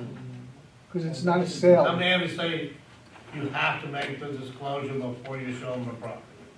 Oh, it's gonna say, oh. How many of you say you don't have to show them? Those you said you don't, why? Because I thought you only had to do it when you were a transaction. Wrong answer. Okay. Because you stated that, Wrong answer.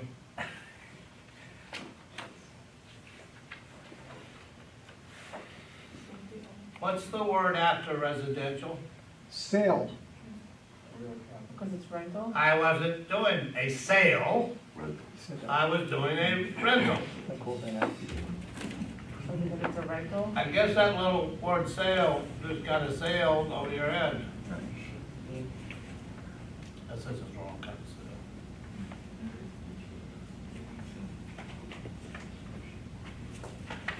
Because it says there, written disclosures are not required when the brokerage firm acts in the capacity of a transaction broker because the relationship is presumed under the law. Residential sales transactions are defined as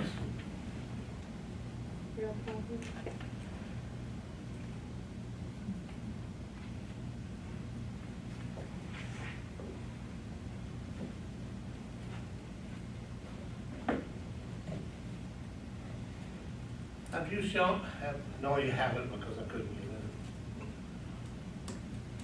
When we get over to the estate chapters and the deed chapter, I will show you what they're talking about.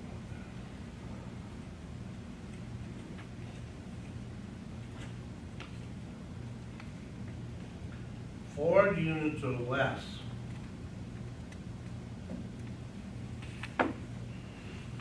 is the way they describe residential. Whether it be unimproved residential property, meaning you could have anywhere from a single-family home unit to a fourplex, or that property. And those fourplexes could be deeded separately.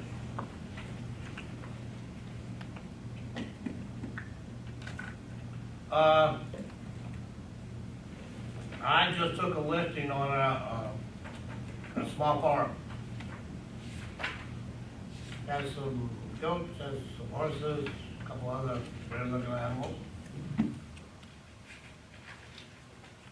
Do I have to make a disclosure? If it's less than 10 acres, you don't. It's, you know, actually it's 10 or less. So if it was a 5-acre farm, I would not be required to make the written disclosure.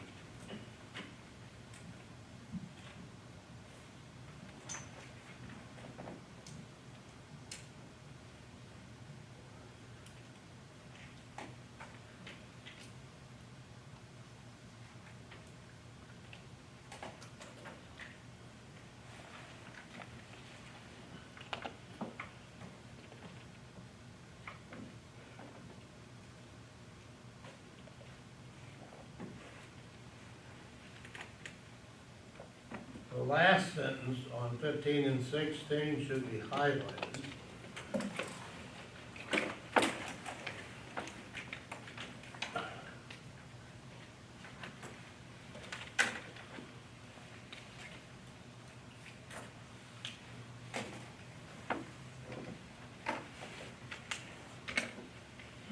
Why not?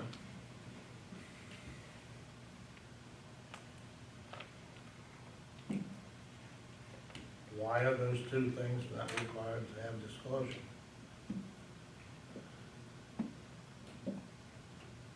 They're not a residential sale. One is an appraisal, doesn't necessarily mean there's gonna be a sale. And two is an auction. You don't know. There are other regulations on the auction. And you don't have the same relationships.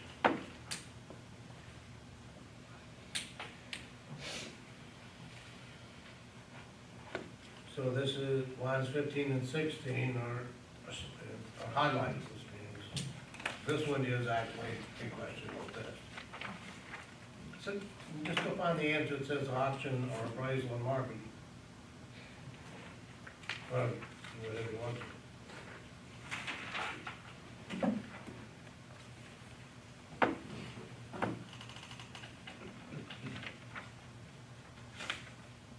On page 76.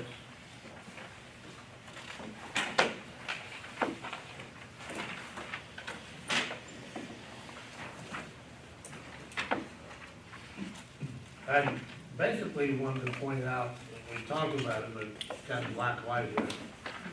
We're talking about non-representation, single agency, and transaction broker. Basically, it's a quick overview of when you have to give the disclosure. You realize with transaction broker, I don't ever have to give the disclosure. Silence tells the public I'm a transaction broker. Whether it's silence verbally or silence because it's not written. Now, the last thing there, consent to transition to transaction broker, that one has to be in writing and has to be signed. Of all these disclosures, that's the only one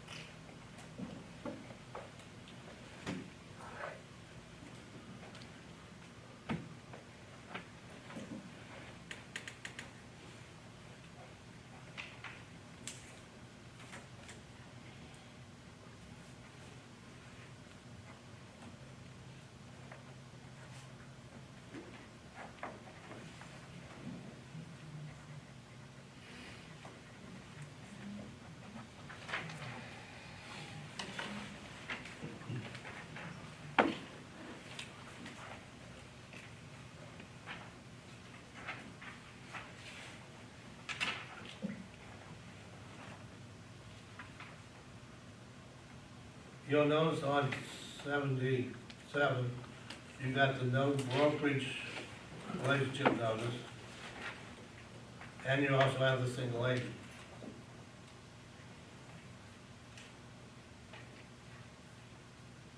The only thing up there that isn't in 475 are the signature lines. The wording you see there, if you turn to 475, you would see that wording. On 78, you've got your consent to transition to transaction broker.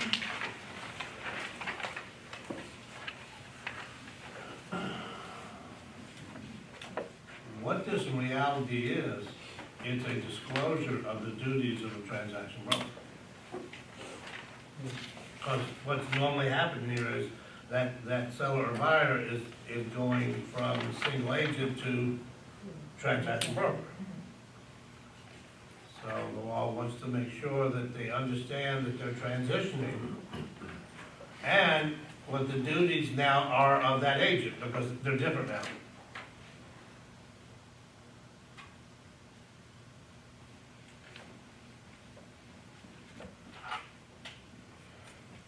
How long do you think a broker should hold the records of a transaction, whether it closes or doesn't? 5 years. 5 years. All right, I got a vote for 5.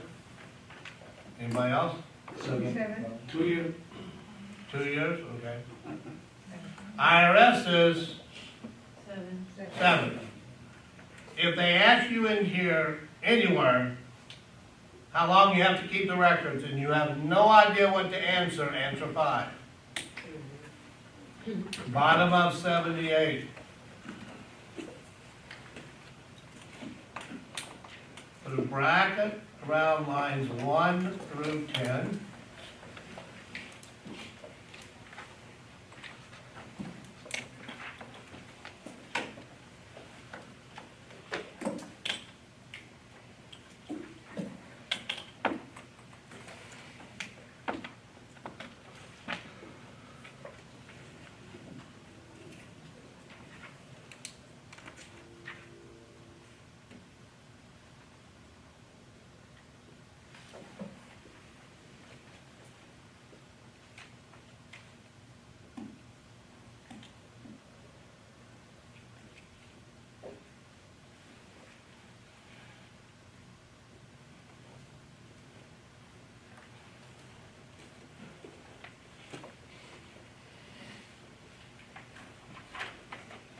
I want you to highlight, actually circle, 2 words on line 2.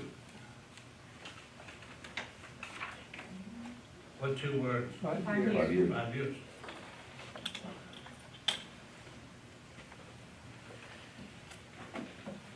So if I have to give written notice, that written notice will need to be a part of the file of that transaction. Nobody understands when I say transaction, I didn't distinguish between closed and open. Once we have a fully exercised contract, what happens from that point on doesn't change the fact that now has to be, records have to be maintained. That's another issue that they're having from the standpoint of compliance. Every deal that closes, they're keeping, but a lot of companies are discarding deals that didn't close. All right, the verbiage only states residential transactions. Right. So if I'm doing a commercial deal, whether closed or not, Yeah, and just to be safe, you'd hold on to it for 5 years. yes, But that necessarily is not the law. right.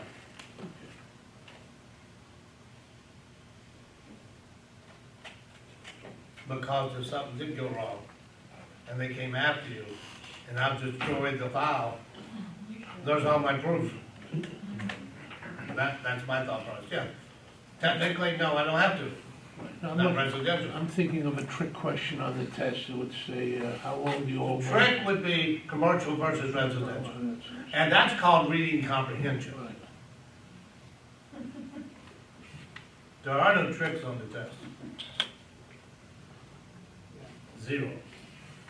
Because I guarantee you that 70 to 80% of the questions that you get wrong, that you think are tricky, you must read them. How many of you do a lot of reading? Everybody in the room does, because you're on that stupid Facebook all day long. You don't read, you scan. You don't, and you need to practice on these quizzes of reading horizontally. Because in real life, you don't read horizontally, you read vertically. I don't have to see every word, but I hope you understand here, every word could change the answer to the question. Not that it's difficult, but if you don't pick it up, and if you're a scanner, you don't see the outside, the end of each line very well. That's where they put the must versus the mays. Amen. How about this? I've got 4 answers that say may, and 3 answers that said may, a 4th answer that says must. Which answer are you gonna choose? Must. We're gonna shit what the question is.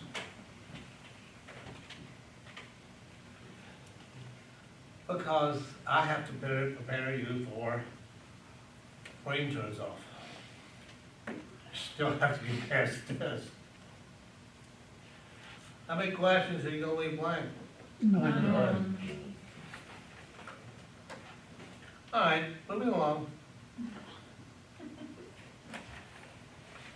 Now, this is what I love about law, especially regulatory law. They give you all this shit, and then they say, but it doesn't apply to these. That's the next section.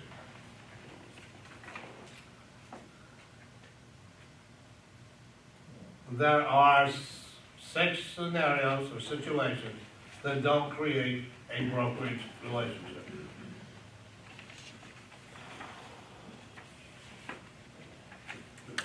I have a listing and you come in with a buyer as an agent. I can generally presume that you are already under a brokerage relationship and I don't need to make any disclosure. The second one is a bona fide open house. I'm there giving out information, answering questions. If that's all I do, it hasn't created a brokerage relationship. However, if one of the people sit down and we start talking and they want us to show them properties in this community, well, my open house doesn't close until 1, but I'll be glad to, while we're waiting, see what's available and see if there's anything you'd like to see, and I'll try to make an appointment. Now, we got a different situation. But if I'm just basically there, showing the house, answering questions, giving them brochures, flyers, whatever, that's not enough to create a brokerage relationship. But if after the open house is over, they want me to take them around, now we got a brokerage relationship. Which kind? Based upon what I just said. Which brokerage relationship did I just create? Listening to my scenario, what brokerage relationship did I create? If you're showing houses in the community that you just had the open houses. What brokerage relationship?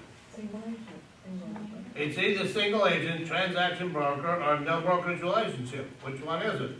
Single agent. It is transaction broker, because unless you're told otherwise in writing, the law presumes that you are a transaction broker. Guess we missed that.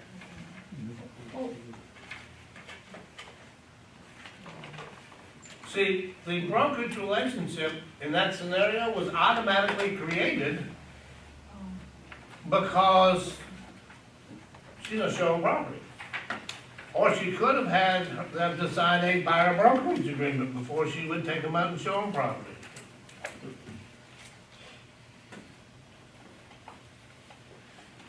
So there was a definite need for disclosure, but because the law says that I don't have to tell them I'm a transaction broker, the public has the right to presume that. So, because I didn't say anything about what relationship we are, I'm a transaction broker.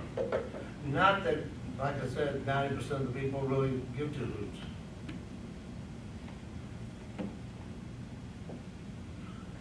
At the bottom of page 79, for those of you that hate residential, we do have a little bit on non-residential. This is the strangest little thing I've ever seen. Let's put a bracket from lines 24 through 32 and through 13, 1 through 13 on the next page.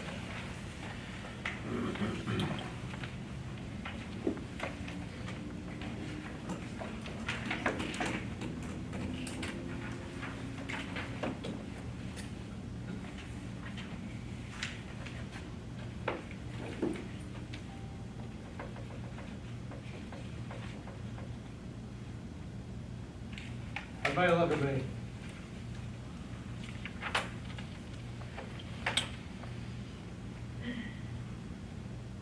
Is this applicable to a residential transaction? Would you see this scenario in a residential transaction? Let's see, let's turn back to page 79. On line 24, in pretty big font, it says what? Non-residential transaction. So then I asked, would this be applicable to a residential transaction? And you didn't know how to answer the question. Everybody told you about reading? Now, to me this is weird because now we've got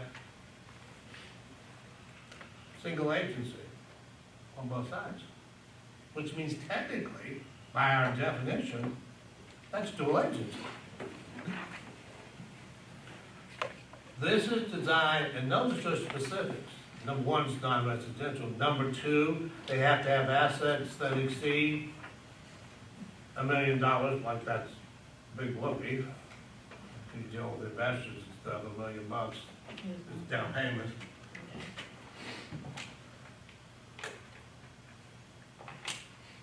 The idea is both sides want someone to represent just them.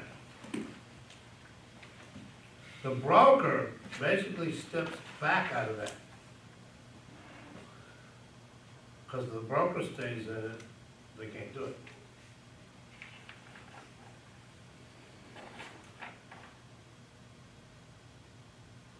The broker would do his normal duties. But as far as being involved in the transaction, he won't be. I haven't seen one of these yet.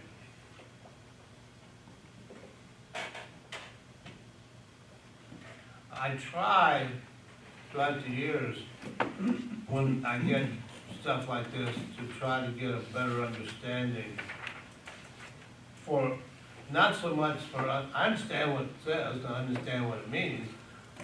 My question is why? Why, what circumstance required them to create this situation? The only thing, without seeing it in black and white, that makes sense in my mind, is they wanted a situation where in non-residential, the same company could represent both sides in a fiduciary capacity. Which means they really did have to kind of pull the broker away, so that those associates, for the most part, are operating on their own. So it's not a norm to anything that we talk about. There is one sentence that you need to highlight, but I'm gonna ask the question and I'll have you highlight it. What's the number? 1 million. No. Let me try this. Records. Okay, now you can highlight the 2 lines. Or 1 line, 2 lines. Starting on line 12. Like I said, anytime they talk about maintaining records, I don't care what the records are for. It's, yeah.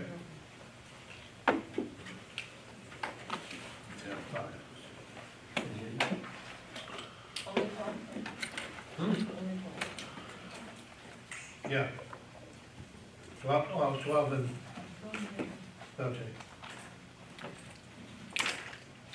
But again, I don't care what the wording of the question is, it's still gonna be 5 years. The last thing they talk about is terminating a brokerage relationship. Well, we just had closing. The brokerage relationship at that point is over. Why? The objective has been met. That doesn't mean that the business relationship is over. But as far as liability and responsibility, that deal's done, and my duties there have been completed. Hopefully I'll get to do it again with them sometime. The second one says, fulfillment of the broker's relationship purpose, for example, finding a ready, will, and able buyer. See, when you look at our listing agreements, we don't have to close to be entitled to commission. It's called employment to effect us to find a purchaser. I find a purchaser that meets the price and terms of the listing agreement, I've earned my commission. Whether I collect it or not is a different story. But here's the bottom line. What's the first thing I have to establish? When I'm gonna get paid, or am I entitled to get paid? Entitlement. Yeah, I have to have justification in black and white that I've done what's necessary to be entitled to the money. Now, that's usually called a listing agreement, because it lays out what you have to do to earn your money. Yes. How is it created in verbiage here? Because out of the state, it's created bringing about a buyer ready, willing, and able. That's what I just said. Okay. To meet the terms, price and terms of the agreement. Not because I need to define ready, willing, and able.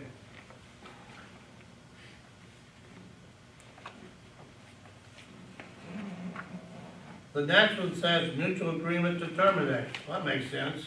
Any relationship can be terminated by the parties agreeing to do so.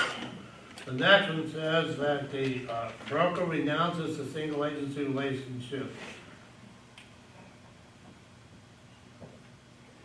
Well, we talked about that. That's transitioning from single agency to transaction broker. That means the single agency relationship is now terminated, because they're now functioning as transaction brokers. The next one says, principal revoke a single agent relationship, or the customer revokes a transaction broker relationship. Same thing. Death, took place. Death of the buyer. Question. Your seller dies during the listing period.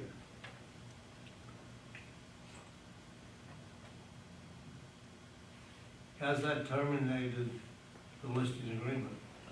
No. Right, you wouldn't really know that. It's on our FAR form that we use, it's paragraph 13. because it does spell out that they are still obligated. Cause it would fall under probate, right, if the property. Well, yeah, what happens to title is another story. Yeah. But you also have a question on it, it says expiration of the terms of the agreement. So if the listing agreement doesn't sell in 6 months, you don't Right. find anybody, then it's automatically terminated. Yeah. But can you poach a listing? So say if I know someone that has, so my grandparents' house is listed with Keller Williams. I Okay. know the listing is gonna expire on May 31st. Mhm. So my. You can write the listing agreement for June the first. For June 1st, but not on or before May 31st. No, because then you're violating all kinds of rules Yeah, and the like code of posting- ethics and, you know. Well, that's there's what I'm big things. saying, but that was gonna be a follow-up question. So you could, I don't know if it'd be legal or not, you could look at listings, you could drive by listings, look at the house and see when it expired, or if it's already an expired listing. If it's an expired listing on the MLS, you could call, If they're not on the do not call list. yes, as long as they're on the, yes, not on the. Now, you list. can't solicit them while the listing is still live, Exactly, yeah, it has to be terminated, it has to be an expired either listing, terminated yeah. or expired. Yeah. Then it's fair game. Okay, everybody have a nice hour